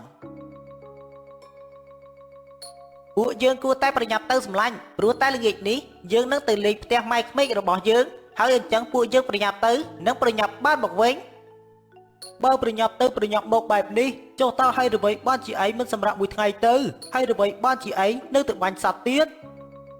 ព្រោះតែយើងចង់យកសាច់ទៅផ្ញើពុកម៉ែក្មេករបស់យើងទើបយើងនាំឯងទៅបាញ់ទាំងប្រញាប់បែបនេះហើយនៅពេលដែលយើងបាញ់បានសត្វព្រៃយើងនឹងចែកមួយចំនួនធំដើម្បីជូនពុកម៉ែក្មេករបស់យើងនេះបានគេហៅថាជាកូនប្រសាដែលល្អមែនចេះយកចិត្តទុកដាក់ចំពោះម៉ែឪក្មេកបើតាមគំនិតយើងវិញគ្រាន់តែឲ្យប្រាក់ទៅគាត់ទៅចប់ហើយជូនប្រាក់ទៅគាត់ចង់ទិញអ្វីតាមតែគាត់ទៅឲ្យប្រាក់វាមិនស្មើនឹងឲ្យម្ហូបទេណាសម្លាញ់យើងទទួលស្គាល់ថារាល់ថ្ងៃយើងប្រកបមុខរបរជាអ្នកដាក់អន្ទាក់ប៉ុន្តែចំពោះរឿងអ្នកមានគុណយើងតែងតែគោរពនិងដឹងគុណគាត់ជានិច្ចឪពុកម្ដាយពួកយើងជាកូនត្រូវតែដឹងគុណអញ្ចឹងឯងចាំបន្តិចទៅប្រពន្ធយើងប្រហែលជាមិនតាន់រៀបចំបាយទឹកឲ្យយើងរួចទេតាមសបាយចុះណាសម្លាញ់ធ្វើម៉េចបើថ្ងៃនេះមកពីគ្នាប្រញាប់ដោយខ្លួនឯងទើបបានជាបណ្ដាលឲ្យសម្លាញ់រៀបចំបាយទឹកមិនតាន់នេះគឺជាបាយបងហូប2 ដងក៏នៅតែមិនអស់ព្រោះតែលើកនេះខ្ញុំដាក់បាយច្រើនជាងរាល់ដងអរគុណណាស់ប្រពន្ធសម្លាញ់បងនឹងបាញ់សត្វឲ្យបានច្រើនជាងមុនហើយបងនឹងយកលក់ដើម្បីឲ្យបានប្រាក់ច្រើនដើម្បីយកមកឲ្យប្រពន្ធបងគឺត្រូវតែបែបហ្នឹងហើយណាលោកប្តីអញ្ចឹងបងប្រញាប់ទៅបាញ់សត្វឲ្យបានច្រើនភ្លាមទៅលោកបងចយប្រហែលជាប្រញាប់ខ្លាំងហើយមកទៅអញ្ចឹងបងទៅនៅពេលនេះទៅនៅផ្អែមល្ហែមជាមួយគ្នាដល់ពេលណាទៀតទៅសម្លាញ់យើងប្រញាប់ធ្វើដំណើរទៅភ្លាមទៅយើងនឹងបានប្រញាប់មកវិញណាសម្លាញ់រកនិយាយផ្អែមល្ហែមជាមួយប្រពន្ធមិនបានសោះបើចំពោះខ្លួនឯងវិញនិយាយឡើងផ្អែមដាក់ប្រពន្ធដល់វេនជើងឯងប្រញាប់បែបនេះអញ្ចឹងពួកយើងប្រញាប់ទៅ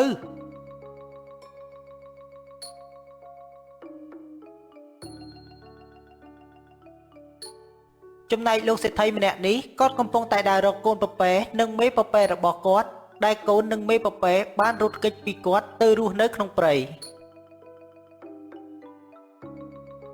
បើយើងរកឃើញយើងនឹងសម្លាប់ទាំងមេទាំងកូនតែម្ដងមិនដឹងថាពេលនេះពពែមេនាំកូនរត់ទៅដល់ទីណាហើយទេ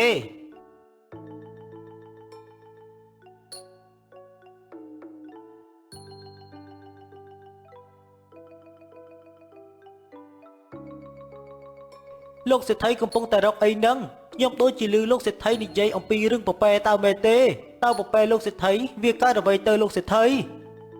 កាលពី5ថ្ងៃមុនតែរបស់ខ្ញុំមានកម្មវិធីមួយហើយខ្ញុំក៏បំរុងថានឹងកាប់មេពពែមួយដោយទុកកូនគ្រាន់ចិញ្ចឹមបន្តទៀតប៉ុន្តែមេពពែស្រាប់តែបាននាំកូនរត់ចេញពីផ្ទះខ្ញុំទៅរហូតដល់ពេលនេះខ្ញុំនៅតែមិនទាន់រកឃើញប្រហែលជាពពែដឹងថាលោកសេដ្ឋីមានគម្រោងសម្លាប់ទើបបានជាពពែនាំកូនរត់ចាច់ចេញពីផ្ទះលោកសេដ្ឋីបែបនេះតើលោកសេដ្ឋីដើររកដល់ពេលណាទៀតទៅមិនដឹងថាពេលនេះពពែនាំកូនទៅដល់ទីណាហើយទេខ្ញុំបានឲ្យកូនចៅដើររកច្រើនថ្ងៃមកហើយប៉ុន្តែនៅតែមិនទាន់រកឃើញទៀតខ្ញុំដូចជាមានអារម្មណ៍ថាអស់សង្ឃឹមនឹងរកពពែឃើញហើយបើខ្ញុំរកឃើញខ្ញុំនឹងសម្លាប់ទាំងមេទាំងកូនតែម្ដងលោកសេដ្ឋីចិញ្ចឹមចិត្តសម្រាប់ទាំងមេទាំងកូនបែបនេះទើបបានជាបណ្ដាលឲ្យលោកសេដ្ឋីរកពពែមិនឃើញលោកសេដ្ឋីនឹងមានបាបហើយពេលនេះខ្ញុំទាយថាពពែលោកសេដ្ឋីប្រហែលជារត់ទៅដល់ភូមិឆ្ងាយបាត់ហើយអ្នកនិយាយមកប្រៀបដូចជាអ្នកមិនដែលសម្លាប់សត្វអញ្ចឹងរាល់ថ្ងៃអ្នកទាំងពីរប្រកបមុខរបរដើរបាញ់សត្វដាក់អន្ទាក់ហើយអ្វីបានជាមិនគិតអំពីបុណ្យបាបដោយខ្លួនឯងផងទៅចំណែកខ្ញុំវិញមិនដែលនឹងសម្លាប់សត្វទើបបានជាលើកនេះខ្ញុំមានគម្រោងសម្លាប់យកសាច់ធ្វើកម្មវិធីនៅផ្ទះប៉ុន្តែពពែក៏បានដឹងខ្លួនហើយក៏បាននាំកូនរត់ទៅបាត់ខ្ញុំទាំងពីរនាក់ប្រកបមុខរបរនេះច្រើនឆ្នាំមកហើយប៉ុន្តែបុណ្យហើយនឹងបាបប្រហែលជាលែងយកទោសបីអ្វីខ្ញុំហើយណាលោកសេដ្ឋីប៉ុន្តែលោកសេដ្ឋីវិញមិនដែលសម្លាប់សត្វនឹងហើយទើបបានជាបាត់ពពែបែបនេះពួកយើងដើរទៅព្រៃបន្តទៀតទៅណាសម្លាញ់លោកសេដ្ឋីកំពុងតែរកពពែមិនឃើញអញ្ចឹងយើងកុំរំខានការងាររកពពែគាត់អី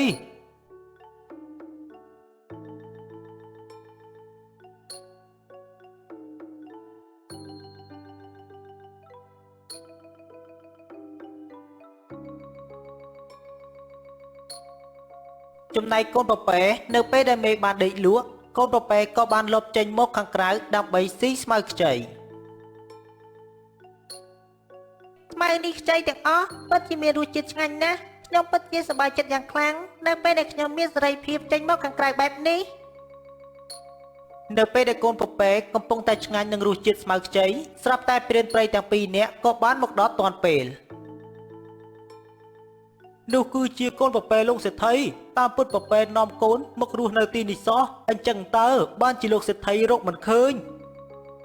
តើយើងគិតយ៉ាងម៉េចចំពោះកូនប្រពែនេះទៅសម្លាញ់តើយើងត្រូវបាញ់កូនប្រពែនេះនៅពេលនេះតើមែនទេឬមួយយើងដោះលែងវាឲ្យមានជីវិតទៅឯងឈួតមែនទេសម្លាញ់នៅពេលនេះយើងបានជួបរបស់ឆ្ងាញ់ហើយយើងគិតថាពួកយើងគួរតែបាញ់កូនប្រពែនេះយកតែម្ដងទៅហើយយើងនឹងប្រញាប់បានទៅផ្ទះវិញប៉ុន្តែនៅពេលដែលលោកសេដ្ឋីបានដឹងថាយើងទាំងពីរនាក់បានបាញ់ប្រពែគាត់ប្រកាសជាមានរឿងជាក់ជាមិនខានយើងមិនចង់មានរឿងរ៉ាវជាមួយលោកសេដ្ឋីទេហើយអ្វីបានជាឯងល្ងងបែបនេះយើងនឹងបាញ់កូនប្រពែនេះហើយយកទៅធ្វើនៅផ្ទះរបស់យើងទៅផ្ទះរបស់យើងនៅវាលស្រែតែម្នាក់ឯងដូច្នេះលោកសេដ្ឋីមិនដឹងទេក៏បានដែរអញ្ចឹងយើងគិតថានឹងបាញ់នៅពេលនេះតែម្ដងទៅនៅពេលនោះព្រានព្រៃក៏បានទាញកំភ្លើងបាញ់កូនប្រពែចំជើងអូយនេះខ្ញុំកំពុងតែត្រូវព្រានព្រៃប្រមាញ់ហើយតើមែនទេតែខ្ញុំនឹងត្រូវស្លាប់នៅពេលនេះតើមែនទេប៉ុន្តែនៅពេលនោះជាការសំណាងល្អរបស់កូនប្រពែស្រាប់តែមានខ្លាធំមួយបានចេញមកដោយខ្លាធំជាខ្លាតាំងសិលក៏បានចេញមកជួយការពារកូនប្រពែមិនកើតទេសម្លាញ់យើងប្រញាប់ចាក់ចេញទៅវិញទៅខ្លាធំណាស់យើងមិនទាន់ចង់ស្លាប់ទេណាសម្លាញ់យើងប្រញាប់រត់ទៅវិញទៅបែនហើយណាសម្លាញ់ពួកយើងប្រញាប់រត់ចាក់ចេញភ្លាមទៅបើនៅប្រកាសជាស្លាប់ជាក់ជាមិនខាន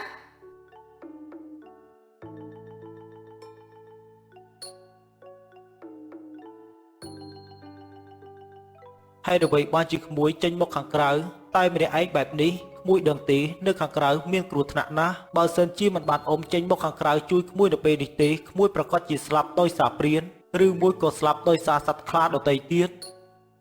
ចុះតែហេតុអ្វីបានជាលោកអ៊ំមិនប្រោសសម្រាប់ខ្ញុំធ្វើជាចំណីទៅតែហេតុអ្វីបានជាលោកអ៊ំមកនិយាយណែនាំខ្ញុំទៅវិញអ៊ំគឺជាខ្លាតាំងសិលព្រោះតែអ៊ំបានស្បត់ជុំបរិភោគសាច់សត្វទៀតហើយក្មួយប្រញាប់រត់ចូលទៅជំរករបស់ក្មួយវិញទៅបើនៅទីនេះបន្តទៀតប្រកាសជាមានគ្រោះថ្នាក់បានលោកអ៊ំ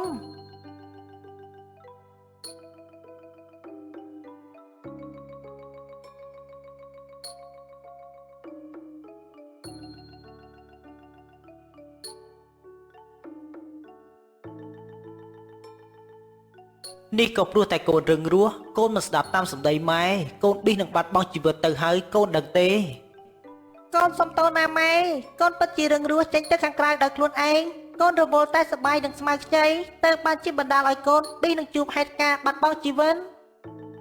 កូនកុំបារម្ភអីម៉ែគង់តែនាំកូនចេញទៅខាងក្រៅដើម្បីឲ្យកូនប្រើជីវិតដោយខ្លួនឯងប៉ុន្តែម៉ែគ្រាន់តែរងចាំពេលវេលាសមស្របណាមួយទើបម៉ែនឹងនាំកូនចេញទៅខាងក្រៅប្រើជីវិតដោយខ្លួនឯងបាទម៉ែកូនដឹងហើយថ្ងៃក្រោយកូននឹងស្ដាប់តាមសម្ដីម៉ែទាំងអស់កូននឹងមិនរឹងរស់ធ្វើបែបនេះទៀតទេណាម៉ែ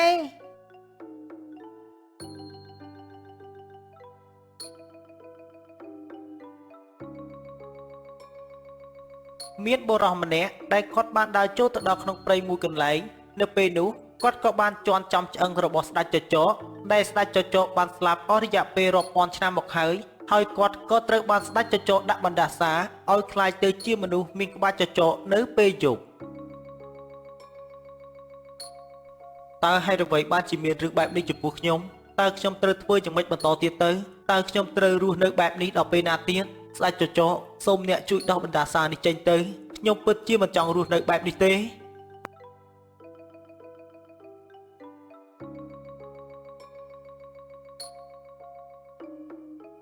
នៅថ្ងៃមួយគាត់ក៏បានអង្គុយនៅខាងមុខផ្ទះរបស់គាត់ដោយគាត់មានការពិបាកចិត្តចំពោះបណ្ដាសាដែលគាត់ត្រូវបានទទួល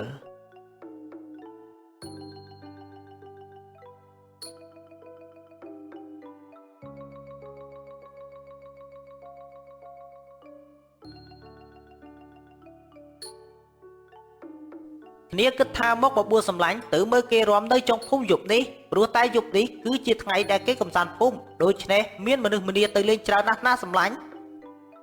គ្នាអត់បានទៅជាមួយឯងទេណាសម្លាញ់ព្រោះតែមួយរយៈពេលនេះគ្នាដូចជាមិនស្រួលខ្លួនហើយថែមទាំងជិះក្បាលនិងវិលមុខមិនចេះចប់ចាប់បាត់ហើយណាសម្លាញ់គ្នាខំតែគិតថាមកបបួលសម្លាញ់ទៅបានជាគ្នាប៉ុន្តែពេលនេះសម្លាញ់បែរជាមិនស្រួលខ្លួនទៅវិញអញ្ចឹងតើគ្នានឹងទៅជាមួយអ្នកណាទៅរកអ្នកណាផ្សេងទៀតទៅជាមួយឯងព្រោះតែយើងមិនស្រួលខ្លួនពិតមែន ដូច្នេះហើយទើបយើងមិនចង់ដើរលេងនៅពេលយប់ព្រោះតែយើងខ្លាចមានបញ្ហាអ្វីមួយកើតឡើងនៅពេលយប់តើឯងខ្លាចបញ្ហាអ្វីកើតឡើងទៅសម្លាញ់នៅក្នុងភូមិរបស់យើងហើយណាមួយមានក្រមុំច្រើនណាស់វើយនាចង់ទៅមើលកូនក្រមុំគេមួយគ្រាន់ទុកនឹងប្រាប់ម៉ែពុកនៅខែក្រោយនាពិតជាមិនអាចទៅជាមួយឯងបានមែនណាសម្លាញ់នាសុំទោសចាំថ្ងៃក្រោយនៅពេលដែលគ្នាមិនឈឺគ្នានឹងទៅជាមួយឯងយើងមិនបង្ខំឯងច្រើនទេណាសម្លាញ់ចាំយើងនឹងទៅរកអ្នកណាផ្សេងទៀតទៅជាមួយក៏បានអញ្ចឹងឯងសម្រាប់ចោះ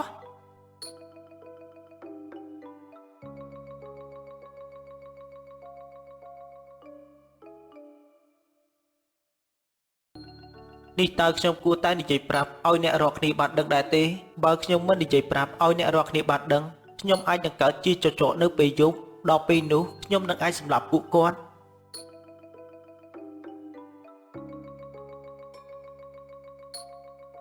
នៅពេលយប់ក៏បានមកដល់គាត់ក៏បានប្រែកាយទៅជាមនុស្សមានក្បាលចចក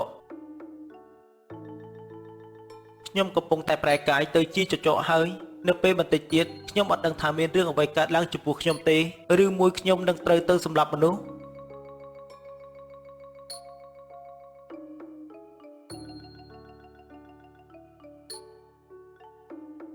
នេះតើជាអ្វីនឹងហេតុអ្វីបានជាឯងកើតជាចចកបែបនេះឯងឆាប់ចាក់ចេញពីក្នុងខ្លួនកូនជើងទៅ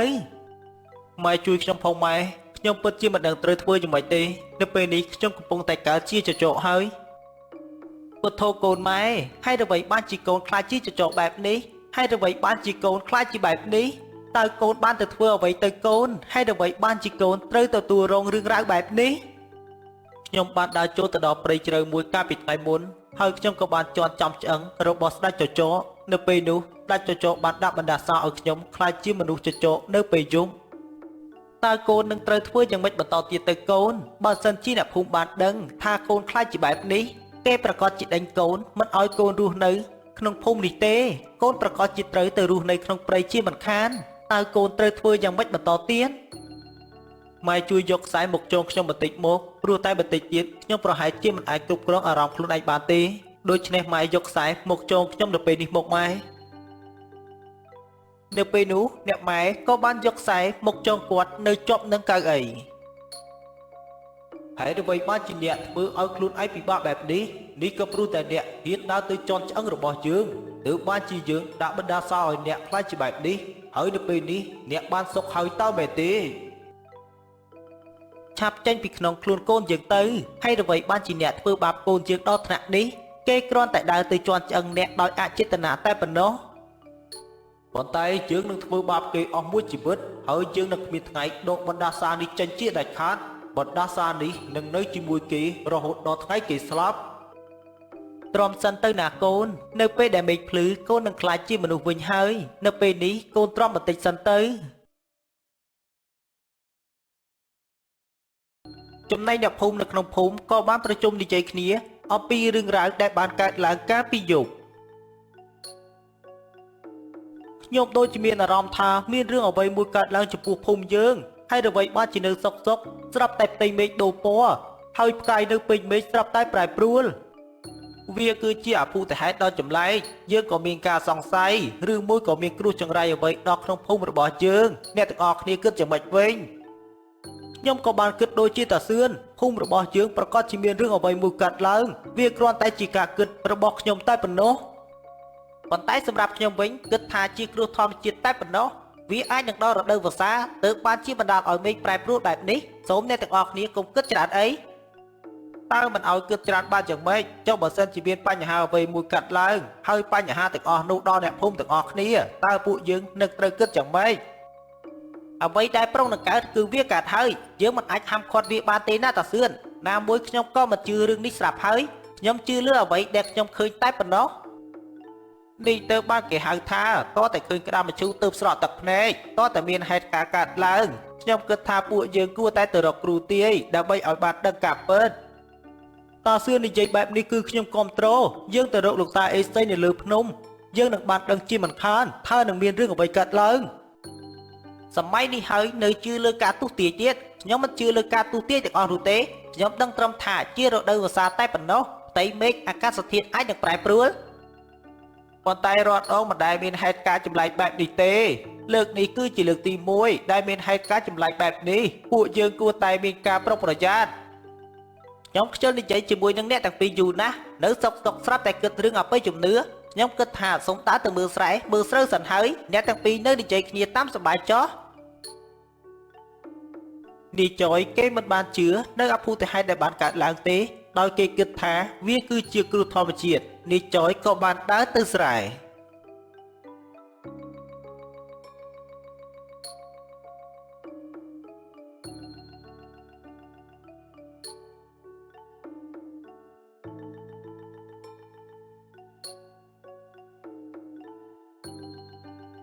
មិនដឹងថាតាសឿននឹងអាចកគិតអីទេសម្លាញ់ទើបបានជាចង់រំគ្នាទៅរកគ្រូទាយព្រោះតែការពីយប់មិញមានហេតុការណ៍ចម្លែកមួយកើតឡើងនេះតើមានហេតុការណ៍អ្វីមែនទេសម្លាញ់ទើបបានជាតាសឿននឹងអាចកនាំគ្នាទៅរកលោកគ្រូទាយការពីយប់មិញមេឃមានពណ៌ក្រហមហើយថែមទាំងមានផ្គរលាន់ទើបបានជាព្រឹកឡើងតាសឿននឹងអាចកកំពុងតែនាំគ្នាគិតថានឹងទៅរកគ្រូទាយសម្លាញ់គ្នាមានរឿងមួយចង់និយាយប្រាប់សម្លាញ់ឲ្យបានដឹងនៅពេលដែលសម្លាញ់បានដឹងការពិតហើយសង្ឃឹមថាសម្លាញ់នឹងមិនខ្លាចយើងទេ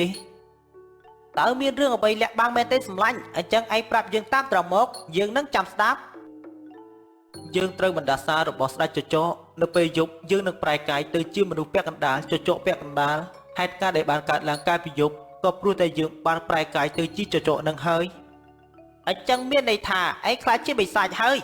ឯងមិនមែនជាមនុស្សដូចកាលពីមុនទេហេតុអ្វីបានជាឯងកើតជាបិសាចបែបនេះយើងកើតជាបិសាចនៅពេលយប់តែប៉ុណ្ណោះក៏ព្រោះតែយើងត្រូវបានស្ដេចចចកដាក់បណ្ដាសាហើយនៅពេលនេះយើងកំពុងតែរកវិធីដោះស្រាយដើម្បីដកខ្លួនចេញពីបណ្ដាសានោះបានបើសិនជាអ្នកភូមិបានដឹងប្រកាសជាមានទុកលំបាកដល់ឯងជាមិនខានហើយអ្នកភូមិអាចនឹងសម្លាប់ឯងចោលទៀតផងណាសម្លាញ់ដូច្នេះឯងគួរតែរកវិធីដើម្បីដោះស្រាយទៅយើងពិតជាពិបាកចិត្តណាស់នៅពេលនេះយើងត្រូវបានបិសាចដាក់បណ្ដាសាហើយយើងក៏មិនដឹងថាមានវិធីសាស្ត្រអ្វីដើម្បីដោះបណ្ដាសានោះបាននៅពេលយប់យើងនឹងខ្លាចជាចចកពាក់កណ្ដាលមនុស្សពាក់កណ្ដាលចប់ហើយបើសិនជាកើតបែបនឹងមែនដូច្នេះឯងគួរតែចាក់ចេញពីទីនេះទៅបើឯងនៅទីនេះប្រកាសជាត្រូវអ្នកភូមិសម្លាប់ជាមិនខានមិនដឹងថាមានផ្លូវអ្វីដើម្បីដោះស្រាយបណ្ដាសានេះបានយើងក៏មិនចង់ឲ្យខ្លួនឯងខ្លាចជាបែបនេះដែរអញ្ចឹងពេលយប់ឯងកុំចេញមកខាងក្រៅផ្ទះឲ្យសោះឯងឮទេ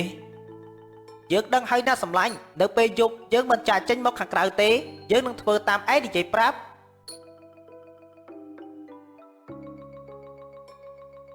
លុះដល់ពេលយប់ឡើងតាសឿននិងនាយចកអ្នកទាំងពីរក៏បានធ្វើតាមលោកតាអេសីនិយាយប្រាប់យើងគិតថាដូចជាមានអារម្មណ៍ភ័យយ៉ាងម៉េចទេមិនដឹងថាមានរឿងអ្វីកើតឡើងចំពោះពួកយើងទាំងពីរនាក់បើសិនជាបិសាចនោះវាមកដល់កុំបារម្ភអីណាតាសឿនលោកតាអេសីប្រកាសជាមិនបណ្ដោយឲ្យបិសាចនោះសម្រាប់យើងបានទេក៏ប្រកាសជាការពារយើងជាក់ជាមិនខាននៅពេលនោះបិសាចចចកក៏បានមករកអ្នកទាំងពីរនោះតាសឿនបិសាចចចកខ្លួនគឺជាមនុស្សប៉ុន្តែក្បាលគឺជាបិសាចតើហេតុអ្វីបានជាឯងខ្លាចជាចចកបែបនេះគេម្នាក់នេះត្រូវបណ្ដាសារបស់យើងហើយនៅពេលនេះអ្នកទាំងពីរនឹងត្រូវស្លាប់នៅពេលនេះយើងនឹងសម្លាប់អ្នកទាំងពីរបន្ទាប់មកយើងនឹងសម្លាប់អ្នកភូមិផ្សេងទៀតឆាប់ដោបណ្ដាសានេះចេញទៅបិសាចចចកឯងឆាប់ចេញពីក្នុងខ្លួនអ្នកកំឡោះនេះទៅបើមិនដូច្នេះទេយើងនឹងសម្លាប់ឯងហេតុអ្វីបានជាយើងត្រូវស្ដាប់តាមឯងនិយាយយើងមិនទៅប៉ះពាល់ឯងសូម្បីតែបន្តិចហេតុអ្វីបានជាឯងមកប៉ះពាល់យើងទៅវិញយើងគ្រាន់តែការពារនៅភាពត្រឹមត្រូវតែប៉ុណ្ណោះហើយយើងនឹងតាមកម្ចាត់បិសាចដែលមករំខានអ្នកភូមិដូច្នេះឯងប្រញាប់ឆាប់ដកបណ្ដាសានេះចេញហើយទៅរស់នៅក្នុងព្រៃវិញទៅយើងមិនធ្វើតាមការនិយាយរបស់ឯងនោះទេបើសិនជាឯងប្រឆាំងនឹងយើងបែបនេះយើងនឹងសម្លាប់ឯងមុនគេនៅពេលនោះលោកតាអេសីក៏បានបោះខ្សែគោរូបព្រះពុទ្ធទៅលើបិសាចហើយនៅពេលនោះបិសាចក៏ត្រូវបានភ្លើងឆេះបណ្ដាលឲ្យបណ្ដាសាទាំងអស់ត្រូវបានរលាយនាយសៅក៏បានរួចផុតពីបណ្ដាសាអ្នកភូមិក៏បានរស់នៅដោយលែងមានការភ័យខ្លាចបន្តទៀត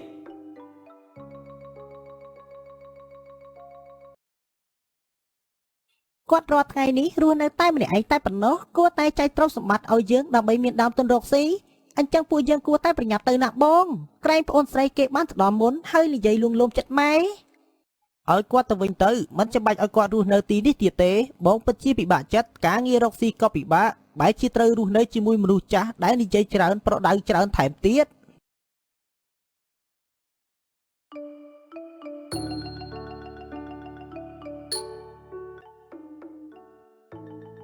អ្នកមីងនួនគាត់គឺជាស្ត្រីចំណាស់មេម៉ាយរាល់ថ្ងៃគាត់មានកូនប្រុសម្នាក់កូនស្រីម្នាក់ដោយសារតែពួកគេទាំងពីរនាក់មានគ្រួសាររស់នៅរៀងៗខ្លួនទើបបានជាធ្វើឲ្យអ្នកមីងនួនរស់នៅតែម្នាក់ឯងនៅរៀងរាល់ថ្ងៃចូលឆ្នាំថ្ងៃបុណ្យទានកូនរបស់គាត់តែងតែមកលេងគាត់ជាប្រចាំ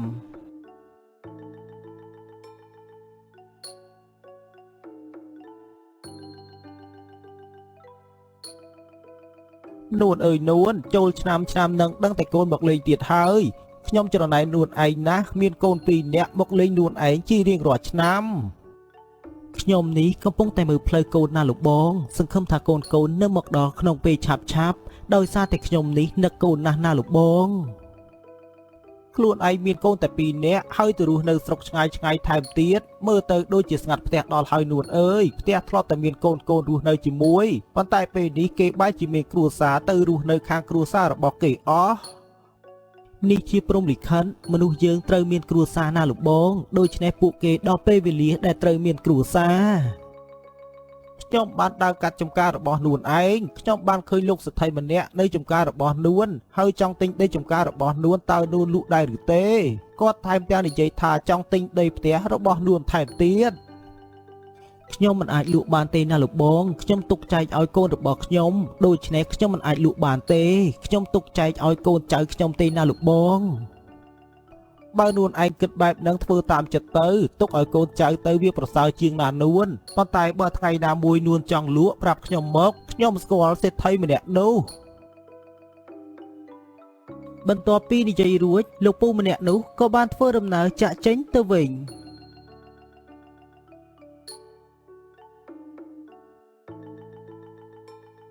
ចំណែកកូនប្រុសច្បងកំពុងតែនិយាយជាមួយនឹងប្រពន្ធដោយសារតែប្រពន្ធគាត់ចង់បើកហាងលក់សម្លៀកបំពាក់ប៉ុន្តែគាត់នៅមិនទាន់មានប្រាក់បងបានដឹងពីគោលបំណងខ្ញុំហៅតើមែនទេទៅលើកនឹងដើម្បីសុំម៉ែចែកទ្រព្យសម្បត្តិដើម្បីបានដើមទុនរកស៊ីណាស់បងខ្ញុំចង់បើកហាងលក់សម្លៀកបំពាក់មិនអីទេពួកយើងនិយាយជាមួយម៉ែទៅក្រែងគាត់យល់ព្រមចែកទ្រព្យសម្បត្តិមួយចំនួនដល់ពេលនោះអូននឹងបានប្រាក់បើកហាងជាមិនខានគាត់រាល់ថ្ងៃនេះរស់នៅតែម្នាក់ឯងតែប៉ុណ្ណោះគួរតែចែកទ្រព្យសម្បត្តិឲ្យយើងដើម្បីមានដើមទុនរកស៊ីអញ្ចឹងពួកយើងគួរតែប្រញាប់ទៅណាបងក្រែងប្អូនស្រីគេបានទៅដល់មុនហើយនិយាយលួងលោមចិត្តម៉ែអញ្ចឹងតោះយើងប្រញាប់ទៅ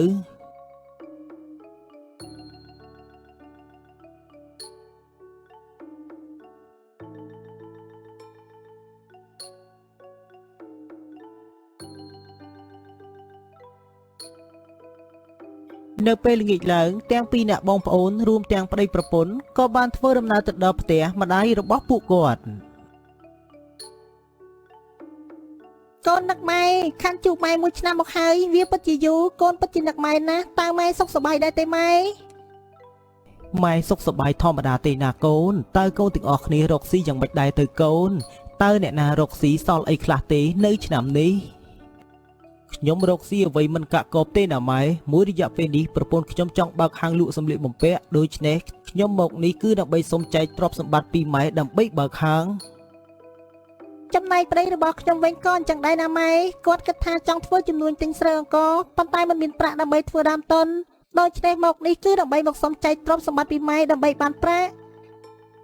ម៉ែមិនមានប្រាក់ទេណាកូនប៉ុន្តែម៉ែមានដីចម្ការមានដីផ្ទះនេះតែប៉ុណ្ណោះកាលពីព្រឹកមិញមានលោកសេដ្ឋីម្នាក់ចង់ទិញយកដីចម្ការរួមទាំងដីផ្ទះរបស់យើងអញ្ចឹងម៉ែលក់ទាំងចម្ការលក់ទាំងផ្ទះតែម្ដងទៅហើយចែកប្រាក់ឲ្យខ្ញុំទាំងពីរនាក់នឹងបានប្រាក់ធ្វើដើមទុនរកស៊ីហើយណាម៉ែមែនហើយណាម៉ែលក់ទាំងអស់តែម្ដងទៅហើយទៅរស់នៅជាមួយនឹងខ្ញុំទាំងពីរនាក់ម៉ែរស់នៅតែម្នាក់ឯងបែបនេះក៏មិនកើតដែរណាម៉ែប៉ុន្តែម៉ែចង់ទុកផ្ទះនេះទុកទាំងចម្ការណាកូនម៉ែមិនចង់លក់ទេដោយសារតែម៉ែចង់ប្រកបផ្ទះនេះឲ្យកូនទាំងអស់គ្នាបានរស់នៅហើយចម្ការម៉ែនឹងចែកឲ្យកូនទាំងពីរនាក់មានជូកមានបាយធម្មតាតែប៉ុណ្ណោះដូច្នេះម៉ែលក់ទៅបានប្រាក់ឲ្យខ្ញុំទាំងពីរនាក់ធ្វើដើមទុនដល់ពេលនោះម៉ែប្រកាសជាបានរស់នៅយ៉ាងសុខស្រួលជារៀងរហូត លក់ទៅណាម៉ែមិនចាំបាច់ទុកទេខ្ញុំទាំងពីរនាក់មានផ្ទះរស់នៅរៀងៗខ្លួនហើយដូច្នេះម៉ែលក់បានប្រាក់ដើម្បីឲ្យខ្ញុំទាំងពីរនាក់បានធ្វើដើមទុនរកស៊ី បន្ទាប់ពីកូនទាំងពីរនាក់បាននិយាយលួងលោមអ្នកមីងនួនក៏បានយល់ព្រមលក់ផ្ទះនិងដីចម្ការរបស់គាត់ហើយទៅរស់នៅជាមួយនឹងកូន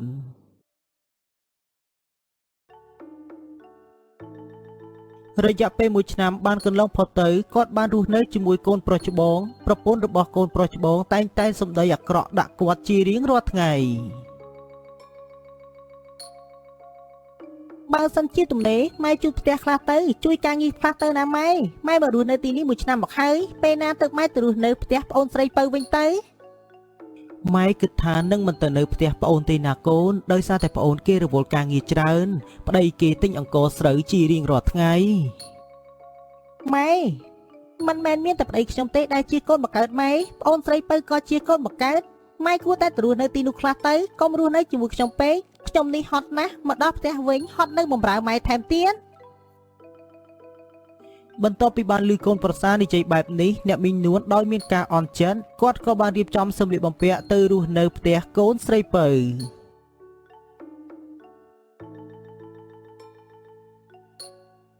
នៅពេលដែលបានមករស់នៅផ្ទះកូនស្រីពៅក៏មិនដូចចិត្តដោយសារតែប្តីរបស់នាងតែងតែនិយាយថាឲ្យប្រពន្ធជារៀងរាល់ថ្ងៃ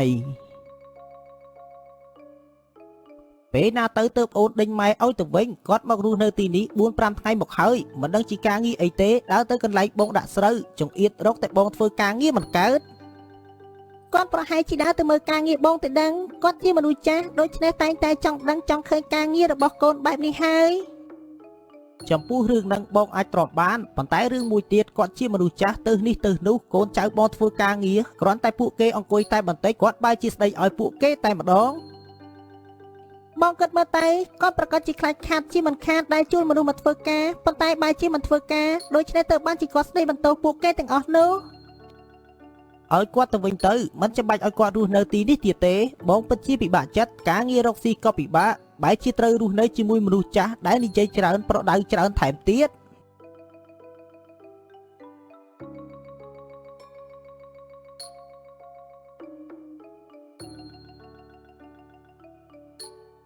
ដោយសារតែមានការតូចចិត្តនឹងកូនប្រុសស្រីទាំងពីរអ្នកមីងនួនក៏បានធ្វើដំណើរមកដល់វត្តដើម្បីសុំព្រះសង្ឃដើម្បីបានស្នាក់នៅ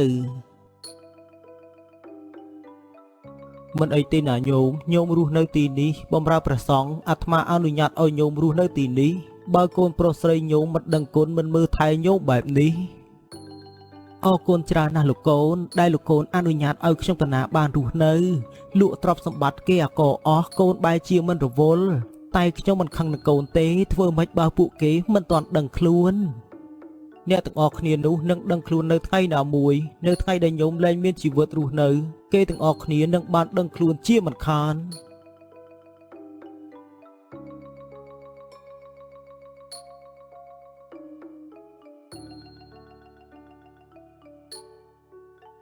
ម៉ែទៅរស់នៅជាមួយពួកខ្ញុំទាំងពីរនាក់វិញទៅនៅពេលនេះខ្ញុំសុខចិត្តលែងលះប្តីឲ្យទៅបានម៉ែទៅរស់នៅជាមួយវិញប្តីខ្ញុំគាត់មិនពេញចិត្តខ្ញុំនឹងលែងប្តីខ្ញុំចោលមែនហើយណាម៉ែពេលនេះប្រពន្ធខ្ញុំនាងបានដឹងពីកំហុសហើយនាងចង់ឲ្យម៉ែទៅរស់នៅជាមួយនាងវិញប៉ុន្តែនាងមិនហ៊ានមកជួបមុខម៉ែទេមិនអីទេណាកូនម៉ែរស់នៅទីនេះនឹងបានសុខសាន្តម៉ែសង្ឃឹមថាកូនទាំងពីរនាក់រកស៊ីមានបានហើយសាងតែអំពើល្អជារៀងរហូតទៅណាកូនអ្នកមីងនួនគាត់បានសម្រេចចិត្តរស់នៅក្នុងវត្តដើម្បីបម្រើព្រះសង្ឃជារៀងរហូតទៅទោះបីជាកូនប្រុសស្រីរបស់គាត់អង្វរឲ្យគាត់ទៅរស់នៅជាមួយក៏ដោយប៉ុន្តែគាត់មិនទៅរស់នៅជាមួយកូនគាត់បានរស់នៅក្នុងវត្តជារៀងរហូតដល់ថ្ងៃដែលគាត់បាត់បង់ជីវិត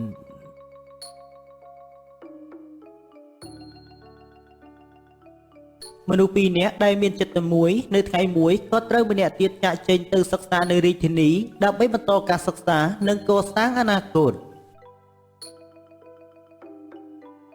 មិនយូរមិនឆាប់បងនឹងមករកអូនវិញហើយណាអូនបន្ទាប់ពីបងបានសិក្សាចប់នៅពេលដែលទៅដល់បងនឹងខិតខំសិក្សាឲ្យចប់បានកាន់តែលឿននិងបានមកជួបអូនវិញណាអូនសម្លាញ់អ្វីដែលពួកយើងបានសន្យាកាលពីមុនខ្ញុំនៅរក្សាទុកនៅក្នុងចំណែកបេះដូងហើយខ្ញុំនៅរងចាំបងមកវិញពួកយើងនឹងបានរៀបការជាមួយគ្នាណាបង មិនអីទេណាអូនអ្វីដែលបងបានសន្យាបងនឹងអាចធ្វើបានបងនឹងវិលមករកអូនវិញនៅពេលដែលបងបានសិក្សាចប់ដូច្នេះអូនរងចាំបងទៅ អូននឹងរងចាំបងមកវិញមិនមានថ្ងៃដែលអូនបំភ្លេចបងបានទេទោះបីជាមានឧបសគ្គអ្វីកាត់ឡើងក៏ដោយក៏ស្នេហាពួកយើងតែពីរនាក់នៅតែទៅមុខយើងនឹងបង្កើតគ្រួសារជាមួយគ្នា បងពិតជាសប្បាយចិត្តនៅពេលដែលបងបានឮអូននិយាយបែបនេះបងមានអូនតែម្នាក់គត់ទោះបីជាទៅដល់រាជធានីមានស្រីផ្សេងក៏ដោយគេស្អាតស្អាតក៏បងមិនមានអ្នកណាក្រៅពីអូន ខ្ញុំក៏ដូចជាបងខ្ញុំមានតែបងតែម្នាក់គត់មិនមានអ្នកណាមកជំនួសបងបានទេបងគឺជាមនុស្សប្រុសតែម្នាក់ដែលខ្ញុំមិនអាចបំភ្លេចបានអស់មួយជីវិត អញ្ចឹងបងជួបអូនតែប៉ុណ្្នឹងទេបងត្រូវចេញដំណើរនៅពេលនេះហើយដូច្នេះប្រហែលជាពេលនេះលោកពុកប្រហែលជាកំពុងតែរងចាំបងហើយមើលទៅបន្ទាប់ពីបានផ្ដែផ្ដាំរួចពិសិដ្ឋក៏បានធ្វើដំណើរចាកចេញទៅដោយបន្សល់ទុកនៅស្រីលក្ខរងចាំពាក្យសន្យាជាមួយនាងដែលពិសិដ្ឋបានបន្សល់ទុកនៅនឹងស្រីលក្ខរងចាំពាក្យសន្យារបស់ពិសិដ្ឋ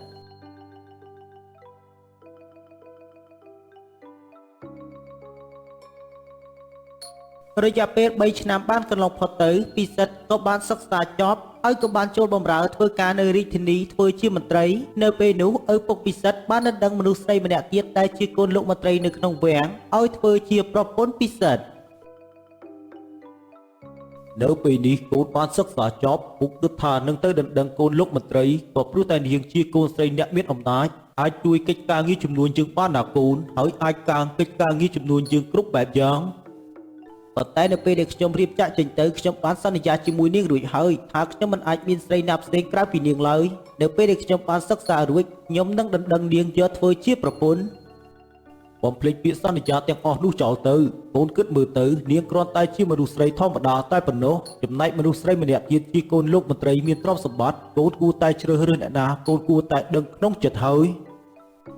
ធ្វើយ៉ាងម៉េចទៅលោកពុកចិត្តរបស់ខ្ញុំចង់បានកូនលោកមន្ត្រីធំ អញ្ចឹងខ្ញុំនឹងបំភ្លេចនាងឲ្យទៅដណ្ដឹងកូនលោកមន្ត្រីដែលមានអំណាចយកមកធ្វើជាប្រពន្ធបែបនេះទើបស័ក្តិសមធ្វើជាកូនប្រុសរបស់ពុកអញ្ចឹងកូនឯងធ្វើតាមអ្វីដែលពុកបាននិយាយទៅវាពិតជាមិនខុសឡើយបំភ្លេចនាងចោលទៅនាងគ្រាន់តែជាមនុស្សស្រីធម្មតាតែប៉ុណ្ណោះមិនអាចប្រៀបធៀបជាមួយកូនលោកមន្ត្រីបានទេបាទលោកពុកខ្ញុំតាមតែលោកពុកតែប៉ុណ្ណោះណាមួយនៅពេលនេះខ្ញុំក៏បានធ្វើជាមន្ត្រីបើខ្ញុំបានឪពុកក្មេកធ្វើជាមន្ត្រីធំខ្ញុំកាន់តែមានអំណាចថែមទៀត អញ្ចឹងពុកនឹងទៅដណ្ដឹងនាងនៅពេលនេះកូនរៀបចំខ្លួនទៅធ្វើដំណើរទៅជាមួយពុកនៅពេលនេះតែម្ដងទៅណាកូនដើម្បីឲ្យកូនបានប្រពន្ធជាកូនស្រីអ្នកមានអំណាច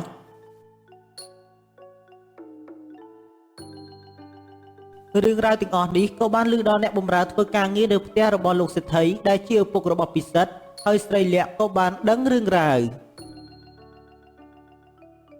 ខ្ញុំបានដឹងដំណឹងនេះខ្ញុំបានដឹងដំណឹងថាគាត់បានមកដល់ផ្ទះកាលពីម្សិលមិញខ្ញុំបំរុងថានឹងទៅជួបគាត់នៅថ្ងៃនេះប៉ុន្តែមិននឹកស្មានថាគាត់បែរជាទៅដណ្ដឹងស្រីផ្សេងទៅវិញទេបងគិតថាអូនគួរតែជូតទឹកភ្នែកចោលទៅពេលនេះពិសិដ្ឋគេចិត្តរៀបការជាមួយកូនលោកមន្ត្រីនៅរយៈពេលឆាប់ឆាប់គេមិនបានគោរពតាមពាក្យសន្យាដែលបានសន្យាជាមួយអូនទេកូនលោកមន្ត្រីនេះក៏ព្រោះតែខ្ញុំជាកូនអ្នកក្រមែនទេបងទៅបានជាគាត់ប្រែប្រួលសម្ដីបែបនេះខ្ញុំពិតជាមានការខ្មាស់អៀន វាគ្មានអ្វីដែលត្រូវខ្មាស់អៀនឡើយគ្រប់យ៉ាងជាកំហុសពិសិដ្ឋតែម្នាក់គត់ដែលគេមិនគោរពតាមពាក្យសន្យាបែរជាទៅដណ្ដឹងកូនលោកមន្ត្រីទៅវិញខ្ញុំចង់ជួបគាត់ជាលើកចុងក្រោយដើម្បីនិយាយបងជូនខ្ញុំទៅបន្តិចទៅខ្ញុំចង់ទៅជួបគាត់ជាលើកចុងក្រោយបើសិនជាអូនចង់បានបែបនេះចាំបងជូនអូនទៅជួបគេនិយាយច្បាស់ឲ្យបានដឹងច្បាស់លាស់ដើម្បីឲ្យអស់ចិត្តកុំឲ្យនៅពិបាកចិត្តទៀត សវណ្ណរាជក៏បានជូនស្រីលក្ខទៅជួបពិសិដ្ឋនៅតាមផ្លូវដើម្បីឲ្យស្រីលក្ខសួរនាំពិសិដ្ឋឲ្យបានដឹងច្បាស់គ្រប់សព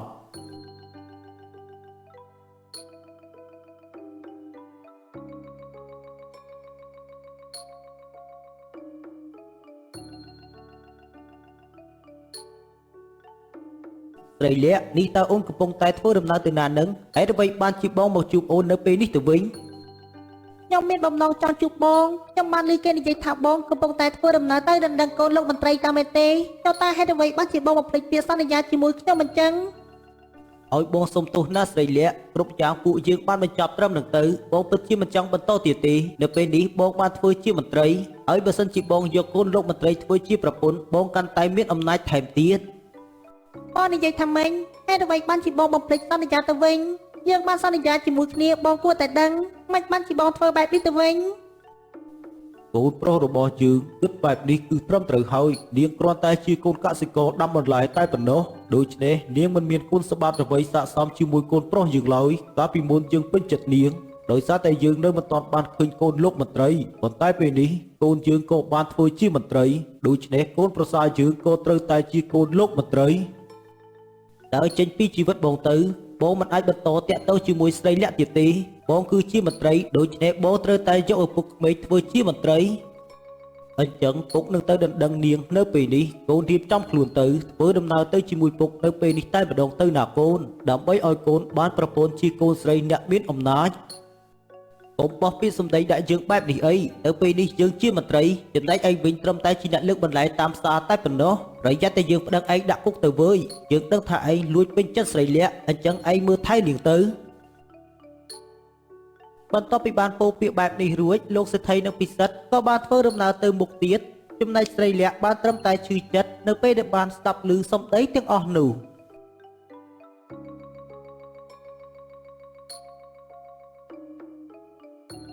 រយៈពេល3ខែបានកន្លងផុតទៅស្រីលក្ខដោយមានការឈឺចាប់ហើយតែងតែមានសវណ្ណរាជនៅតាមលួងលោមធ្វើឲ្យស្រីលក្ខទន់ចិត្តហើយឪពុកម្ដាយរបស់ស្រីលក្ខក៏បានរៀបការឲ្យពួកគេទាំងពីរហើយក៏បានចែកដីស្រែចម្ការមួយកន្លែងឲ្យពួកគេបង្កបង្កើនផលចម្ការរបស់យើងឆ្នាំក្រោយដឹងតែគ្រប់ទឹកជាមិនខានដោយសារតែដំណាំយើងបានដាំវាពិតជាទទួលបានផលលឿនជាទីកប់ចិនមែនហើយណាបងខ្ញុំសង្កេតមិនជឿឡើយត្រឹមតែរយៈពេល1ខែដំណាំយើងបានលូតលាស់លឿនបែបនេះទេដោយសារតែម្ចាស់ចម្ការជាអ្នកមើលថែបានយ៉ាងល្អដោយសារតែមានអូនដែលជាមនុស្សពូកែដូច្នេះទើបបានជាដំណាំយើងទទួលបានផលលឿនបែបនេះនៅពេលនោះពួកគេទាំងពីរនាក់កំពុងតែនិយាយនៅចម្ការស្រាប់តែក៏មានលោកសេដ្ឋីម្នាក់ទៀតបានធ្វើដំណើរចូលទៅដល់ដើម្បីរកទិញដីចម្ការពួកគេទាំងពីរទូស្ដីអ្នកទាំងពីរចម្ការនេះជារបស់អ្នកទាំងពីរតើមែនទេបើមិនយល់ទាស់ទេលក់ចម្ការនេះឲ្យខ្ញុំតើបានទេខ្ញុំចង់ទិញដីចម្ការនេះយកវិនិយោគទុនដាំអំពៅសូមទោសណាលោកសេដ្ឋីខ្ញុំពិតជាមិនអាចលក់ដីចម្ការនេះឲ្យទៅលោកសេដ្ឋីបានទេដោយសារតែដីចម្ការនេះជារបស់ឪពុកម្ដាយខ្ញុំដែលបានចែកឲ្យខ្ញុំមើលទៅដីនេះវាពិតជាល្អណាស់ដូច្នេះខ្ញុំចង់វិនិយោគទុនលើដីនេះបើសិនជាអ្នកទាំងពីរមិនព្រមលក់ដីចម្ការនេះឲ្យមកខ្ញុំអញ្ចឹងខ្ញុំចង់វិនិយោគទុនពាក់កណ្ដាលជាមួយអ្នកទាំងពីរតើអ្នកទាំងពីរយល់ព្រមដែរទេតែលោកសេដ្ឋីចង់ធ្វើអ្វីទៅហេតុអ្វីបានជាលោកសេដ្ឋីមិនទៅរកទិញដីចម្ការអ្នកផ្សេងទៀតអញ្ចឹងមិនខ្វះដីចម្ការទេដែលនៅទីនេះនិយាយប្រាប់អ្នកទាំងពីរត្រាំត្រង់ទៅខ្ញុំបានយកដីនេះទៅពិនិត្យរួចហើយខាងផ្សោតគេបានប្រាប់ថាដីនេះមានជីជាតិខុសប្លែកពីដីអ្នកដទៃបើសិនជាបានដាំអំពៅប្រកាសជាបានស្គាល់យ៉ាងល្អជាទីបំផុតដូច្នេះខ្ញុំគិតថាចង់ដាំអំពៅនៅទីនេះដើម្បីយកទៅលក់នៅស្រុកចិនតើអ្នកទាំងពីរយល់ព្រមវិនិយោគដែរទេប៉ុន្តែខ្ញុំទាំងពីរអ្នកប្តីប្រពន្ធមិនមានដើមទុនអ្វីទេណាលោកសេដ្ឋីតើលោកសេដ្ឋីហ៊ានចំណាយប្រាក់រកស៊ីជាមួយខ្ញុំទាំងពីរអ្នកបានជាមិនទៅ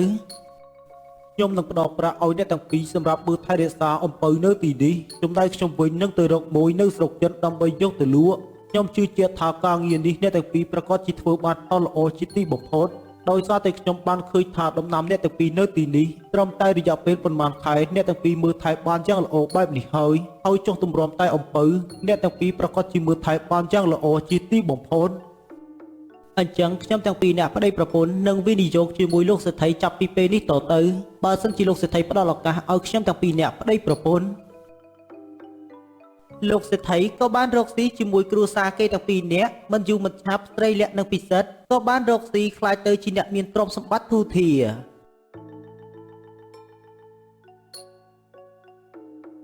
ចំណែកពិសិដ្ឋនៅពេលដែលបានរៀបការជាមួយកូនលោកមន្ត្រីដោយនាងគិតថាខ្លួនជាកូនលោកមន្ត្រីនាងមិនដែលខ្វាយខ្វល់អ្វីឡើយគិតតែពិច័យប្រាក់ហើយក៏មិនដែលធ្វើការងារនៅផ្ទះរហូតដល់គ្រួសាររបស់ពួកគេមិនអាចរួមរស់ជាមួយគ្នាបានសិនជាឲ្យខ្ញុំបម្រើឪពុករបស់បងទាំងឈឺបែបនេះខ្ញុំពិតជាមិនអាចធ្វើបានទេនៅពេលដែលគាត់បានដេកឈឺនៅកន្ទេលបែបហ្នឹងតើឲ្យខ្ញុំទៅបម្រើគាត់បានយ៉ាងម៉េចទៅក្រែងអូនជាប្រពន្ធតើមែនទេតើហេតុអ្វីបានជាអូនមិនអាចមើលថែឪពុកក្មេកបានហើយថែមទាំងមិនអាចធ្វើការងារផ្ទះសូម្បីតែបន្តិចចង់ជម្រាបថាខ្ញុំរស់នៅជាមួយបងខ្ញុំមិនមែនមកធ្វើជាអ្នកបម្រើឪពុកបងឡើយដូច្នេះបើឲ្យខ្ញុំទៅបម្រើឪពុកបងខ្ញុំមិនអាចធ្វើបានឡើយហើយខ្ញុំក៏មិនអាចទ្រាំនៅទីនេះបានបន្តទៀត និយាយបែបនេះចង់មានន័យយ៉ាងម៉េចអូនចង់មានន័យយ៉ាងម៉េចទៅ ខ្ញុំនឹងលែងលះជាមួយបងហើយខ្ញុំនឹងទៅរស់នៅជាមួយឪពុករបស់ខ្ញុំវិញខ្ញុំមិនអាចយកបងធ្វើជាប្តីបានទៀតទេបងត្រឹមតែជាកូនសេដ្ឋីហើយជាមន្ត្រីតូចទាបតែប៉ុណ្ណោះ ដោយនាងអាងថាខ្លួនជាកូនលោកមន្ត្រីនាងក៏បានលែងលះជាមួយនឹងពិសិដ្ឋ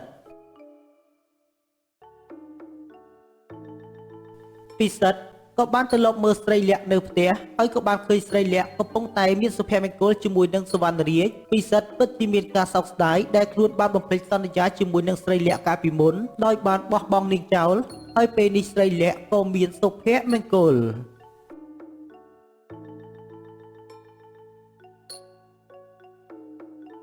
មានពីរអ្នកម្ដាយកូនដែលមានជីវភាពសមរម្យកូនប្រុសរបស់គាត់ប្រកបមុខរបរជាអ្នកដើរទិញឈើក្រអូបចំណែកម្ដាយនៅចាំផ្ទះហើយថែមទាំងមានជំងឺកូនប្រុសរបស់គាត់ទៅទិញឈើក្រអូបទៅម្ដងរយៈពេល 2-3 ខែទើបមកដល់ផ្ទះវិញ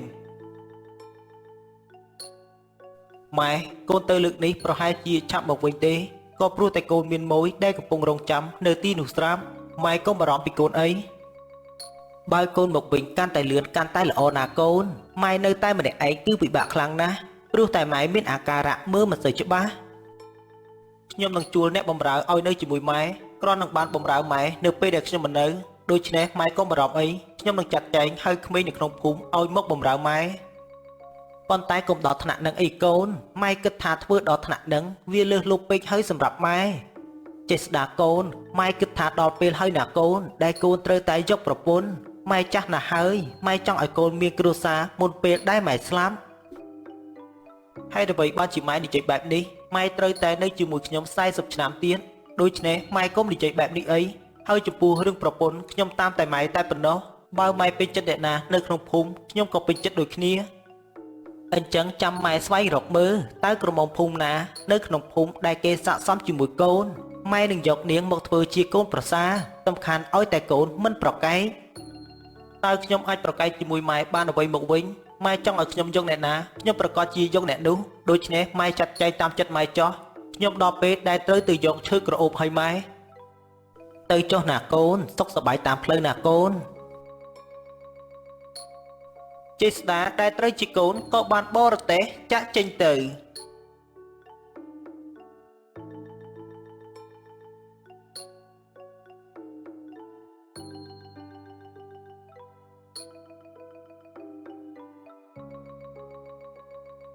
ចំណែកនៅក្នុងគ្រួសារនេះមានពីរអ្នកម្ដាយកូនដែលកូនមានឈ្មោះថានាងបុប្ផាហើយនាងបុប្ផាក៏មានចិត្តលើចេស្តាប៉ុន្តែចេស្តាទុកនាងត្រឹមតែជាប្អូនស្រី តែខ្ញុំត្រូវធ្វើយ៉ាងម៉េចទៅម៉ែដើម្បីបានបងចេស្តាដើម្បីឲ្យបងចេស្តាបាក់ចិត្តមកលើខ្ញុំពិតជាត្រូវការគាត់ខ្ញុំពិតជាមិនអាចដោះលែងគាត់ឲ្យទៅអ្នកណាបានទេ កុំបារម្ភអីណាកូនស្រីម៉ែបានដើរកាត់ផ្ទះចេស្តាកាលពីព្រឹកម៉ែឮចេស្តានិយាយជាមួយនឹងម្ដាយរបស់គេមុនពេលដែលគេចេញដំណើរទៅដឹកឈើក្រអូបគេនឹងតាមម្ដាយគេគ្រប់យ៉ាងបើសិនជាម្ដាយគេពេញចិត្តយកអ្នកណាម្នាក់មកធ្វើជាប្រពន្ធ បែបនេះគឺជាការប្រសើរណាស់ម៉ែអញ្ចឹងខ្ញុំគួរតែទៅយកចិត្តម្ដាយបងចេស្តាដើម្បីឲ្យអ៊ំស្រីគាត់ពេញចិត្តនឹងខ្ញុំហើយដល់ពេលនោះគាត់នឹងយកខ្ញុំធ្វើជាកូនប្រសារ គឺពិតមែនហើយណាកូនគួរតែទៅយកចិត្តម្ដាយរបស់ចេស្តាបើកូនយកចិត្តគាត់បានហើយគាត់នឹងយកកូនធ្វើជាកូនប្រសាររបស់គាត់ដល់ពេលនោះកូននឹងបានចេស្តាមកធ្វើជាប្តី នេះគឺជាផែនការដ៏ល្អណាស់ម៉ែខ្ញុំពិតជាចង់បានបងចេស្តាមកធ្វើជាប្តីហើយផែនការនេះខ្ញុំនឹងធ្វើដោយជោគជ័យម៉ែចាំតែមើលទៅខ្ញុំនឹងយកបងចេស្តាឲ្យបាន អញ្ចឹងកូនប្រញាប់ចាត់ការទៅកូនប្រញាប់ទៅយកចិត្តម្ដាយចេស្តានៅពេលនេះភ្លាមទៅព្រោះតែពេលនេះគាត់មានអាការៈកាន់តែទ្រុឌទ្រោមហើយថែមទាំងមើលមិនច្បាស់ថែមទៀត ចាម៉ែខ្ញុំនឹងទៅយកបន្ទុកនៅពេលនេះអញ្ចឹងម៉ែកុំភ្លេចជួយដាំបាយទឹកផងណាខ្ញុំមិនទាន់បានដាំបាយទឹកនោះទេម៉ែដាំបាយទឹកផងទៅ ចាកូនស្រីចាំម៉ែនឹងដាំបាយទឹកកូនប្រញាប់ទៅយកចិត្តអនាគតម្ដាយក្មេករបស់កូនចោះយកបន្ទុកឲ្យបានច្រើនណាកូនបន្ទាប់ពីនិយាយគ្នារួចនាងបុប្ផាក៏បានធ្វើដំណើរទៅផ្ទះចេស្តា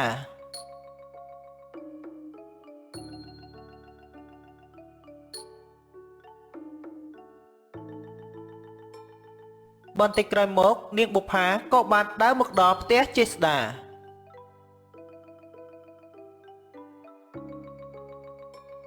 អ៊ំស្រីនេះតាបងចេស្តាទៅដឹកឈើក្រអូបបាត់ហើយតាមែនទេទើបបានជាមិនឃើញគាត់នៅផ្ទះបែបនេះអ៊ំស្រីចេស្តាគេទៅតែអំបញ្ញមិញដែរទេអ្នកក្មួយហើយតើក្មួយមករកចេស្តាមានការអ្វីមែនទេសោកស្ដាយណាស់ដែលចេស្តាគេបានចេញទៅបាត់គឺខ្ញុំមករកបងចេស្តាគ្មានកិច្ចការអ្វីទេណាអ៊ំស្រីប៉ុន្តែខ្ញុំមករកអ៊ំស្រីគឺមានកិច្ចការដោយខ្ញុំឃើញថាអ៊ំស្រីនៅផ្ទះតែម្នាក់ឯងខ្ញុំចង់មកជួយដាំបាយដាំទឹករៀបចំម្ហូបជូនអ៊ំស្រីមិនចាំបាច់ទៅដឹងក្មួយអ៊ំអាចធ្វើដោយខ្លួនឯងបាននាំតែលំបាកដល់ក្មួយបុប្ផាតែប៉ុណ្ណោះដូច្នេះក្មួយបុប្ផាមិនចាំបាច់ជួយកិច្ចការអ្វីដល់អ៊ំពេកទេគឺម៉ែបានទៅស្រែបាត់ហើយណាអ៊ំស្រីក៏ព្រោះតែគាត់បានដេញខ្ញុំឲ្យមកជួយមើលថែអ៊ំស្រីដោយគាត់ខ្លាចថាអត់មានអ្នកណារៀបចំបាយទឹកឲ្យអ៊ំអញ្ចឹងខ្ញុំក៏ស្ម័គ្រខ្លួនមកពិតជាមានទឹកចិត្តល្អណាស់ក្មួយមានរូបរាងស្អាតបាតហើយថែមទាំងមានចិត្តល្អថែមទៀតនេះបើសិនជាមានអ្នកណាបានបុកផាមកធ្វើជាប្រពន្ធប្រកាសជាមានសំណាងអ៊ំស្រីចេះតែបញ្ចូលខ្ញុំហើយអញ្ចឹងខ្ញុំសូមឡើងទៅរៀបចំបាយទឹករៀបចំផ្ទះជូនអ៊ំស្រីសិនអ៊ំស្រីអង្គុយលេងនៅខាងក្រោមផ្ទះចុះ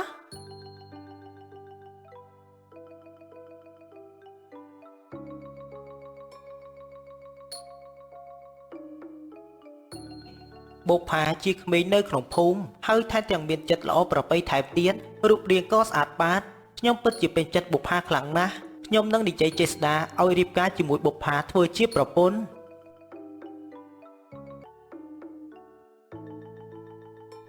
និយាយពីម្ដាយរបស់ចេស្តាគាត់មានអាការៈកាន់តែធ្ងន់ធ្ងរទៅក៏ព្រោះតែនាងបុប្ផាដែលត្រូវជាប្រពន្ធរបស់ចេស្តាតែងតែបង្អត់បាយគាត់ហើយថែមទាំងមិនឲ្យគាត់លេបថ្នាំដែលគ្រូពេទ្យបានឲ្យទើបបានជាបណ្ដាលឲ្យគាត់មានការទ្រុឌទ្រោមសម្រាកនៅលើគ្រែ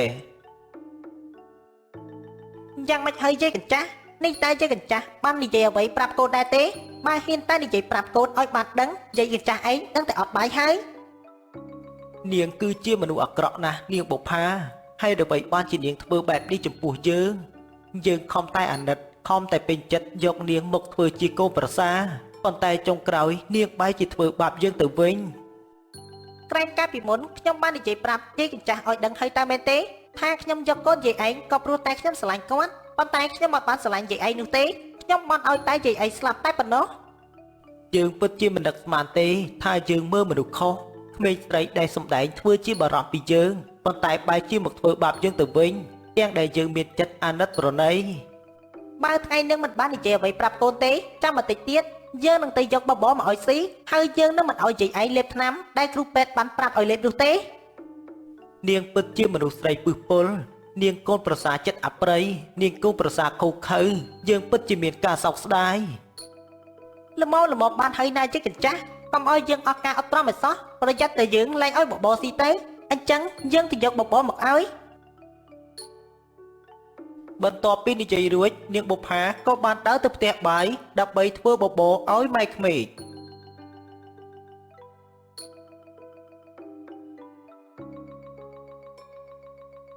បន្តិចក្រោយមកឌីចយក៏បានធ្វើដំណើរស្ទាក់ផ្លូវចេស្តាបានសម្រេចហើយក៏បាននិយាយរៀបរាប់រឿងរ៉ាវទាំងអស់ប្រាប់ឲ្យចេស្តាបានដឹងដែលប្រពន្ធរបស់ខ្លួនតែងតែធ្វើបាបម្ដាយជានិច្ច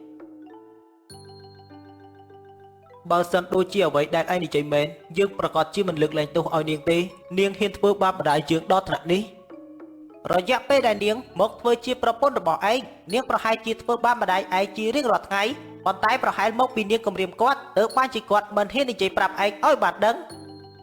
យើងពិតជាកូនគ្មានបានការមែនសម្លាញ់ហើយអ្វីបានយើងមិនដែលចាប់អារម្មណ៍រឿងនេះបែបនេះម្ដាយរបស់យើងតែងតែទៅរកគ្រូពេទ្យជាប្រចាំហើយគ្រូពេទ្យតែងតែប្រាប់យើងថាអាការៈគាត់កាន់តែធ្ងន់ធ្ងរទាំងដែលគ្រូពេទ្យរកថ្នាំពូកែឲ្យគាត់ប៉ុន្តែគាត់នៅតែមិនទាន់ជាសះស្បើយទៀតប៉ុន្តែពេលនេះឯងបាននឹងចម្លើយហើយណាសម្លាញ់ដើមហេតុគឺមកពីបែបនេះទើបបានជាធ្វើឲ្យអ៊ំស្រីគាត់មានអាការៈកាន់តែលំបាកនៅពេលនេះយើងបានចាក់ចេញមកឆ្ងាយគួរសមយើងគួរតែដល់ពេលដែលត្រូវទៅផ្ទះវិញដើម្បីលោកមើលនាងអរគុណណាស់សម្លាញ់ដែលសម្លាញ់បានយករឿងនេះមកប្រាប់នៅពេលដែលគ្នាមកតាមផ្លូវគ្នាគិតថាចេស្តាប្រហែលជាមិនជឿនៅអ្វីដែលគ្នានិយាយបានប្រាប់ឯងទេប៉ុន្តែឯងបែរជាមកជឿយើងបែបនេះយើងពិតជាត្រេកអរណាស់សម្លាញ់យើងជាមិត្តនឹងគ្នាតាំងពីនៅតូចហើយអ្វីបានយើងមិនជឿនៅអ្វីដែលឯងនិយាយយើងស្គាល់ចិត្តឯងច្បាស់ណាស់ដូច្នេះហើយទើបយើងជឿជាក់លើឯងអញ្ចឹងយើងប្រញាប់ទៅលោកមើលសិនហើយ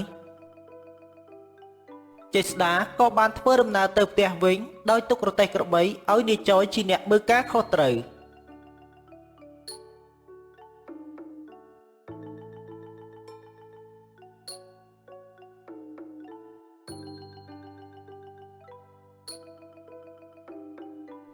បហូបភ្លាមទៅមានដៃដុះបញ្ចុកខ្លួនឯងទៅកុំនៅដេកចាំឲ្យមានអ្នកលើកបញ្ចុកពេក យើងមិនអាចលើកដៃដុះបបរដោយខ្លួនឯងបានទេនាងជួយដុះបបរដាក់មាត់យើងបន្តិចមកនៅពេលនេះយើងឃ្លានយើងពិតជាឃ្លានណាស់នាងបុប្ផា ប្រាប់ហើយមានដៃគួរតែដុះបបរដាក់មាត់ខ្លួនឯងទៅនេះមិនតាន់បានធប់ក្លិនឆ្អេះឆ្អាបតែកូនយាយកញ្ចាក់ឯងឲ្យយើងបដូរការពីព្រឹកមិញផងមិនបានជាយាយឯងមិនដួសបបរដាក់មាត់ខ្លួនឯងទៅ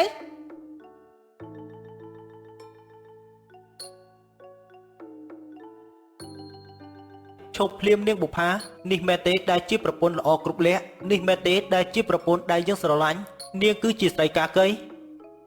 បងជាស្ដានេះក្រែងបងបានចេញដំណើរទៅដឹកឈើក្រអូបហើយតែមែនទេហើយដើម្បីបានជាបងមកវិញបែបនេះ នាងមានការភ្ញាក់ផ្អើលណាស់តើមែនទេក៏ព្រោះតែយើងបានដឹងពីសកម្មភាពដែលនាងបានធ្វើបែបនេះចំពោះម្ដាយយើងហើយយើងក៏ប្រញាប់មកវិញនៅពេលដែលគេបានយកដំណឹងនេះទៅប្រាប់បើយើងមិនមកឃើញនឹងភ្នែកទេប្រហែលយើងនៅតែបន្តឲ្យនាងធ្វើបាបម្ដាយយើងបែបនេះជារៀងរហូត ខ្ញុំខុសហើយអ្នកបងជាស្ដាបងលើកលែងទោសឲ្យខ្ញុំម្ដងទៅខ្ញុំសន្យាថាថ្ងៃក្រោយនឹងមកធ្វើបែបនេះដាក់ម៉ែទៀតទេបងលើកលែងទោសឲ្យខ្ញុំម្ដងទៅណាបង នាងកុំហៅម្ដាយយើងថាម៉ែក្មេកអីនាងមិនមែនជាកូនប្រសាររបស់គាត់ទេនាងបានគំរាមម្ដាយយើងដោយមិនឲ្យប្រាប់ការពិតមកឲ្យយើងដឹងទើបបានជាគាត់មិនហ៊ាននិយាយបែបនេះម៉ែកូនសុំទោសដែលកូនមិនដែលតាមដានកន្លងមក ខ្ញុំខុសហើយណាបងជាស្ដាបងលើកលែងទោសឲ្យខ្ញុំម្ដងទៅណាបងខ្ញុំដឹងខុសហើយណាបង ខ្ញុំនឹងយកដីស្រែចម្ការទាំងអស់មកវិញហើយខ្ញុំនឹងបណ្ដេញនាងចេញពីផ្ទះរបស់ខ្ញុំនាងមិនមែនជាប្រពន្ធខ្ញុំចាប់តាំងពីថ្ងៃនេះទៅចេស្តាក៏បានបណ្ដេញនាងបុប្ផាចេញពីផ្ទះហើយចេស្តាក៏បានយកម្ដាយទៅសង្គ្រោះនៅមន្ទីរពេទ្យរហូតដល់ម្ដាយរបស់គេមានអាការៈដូចដើមវិញ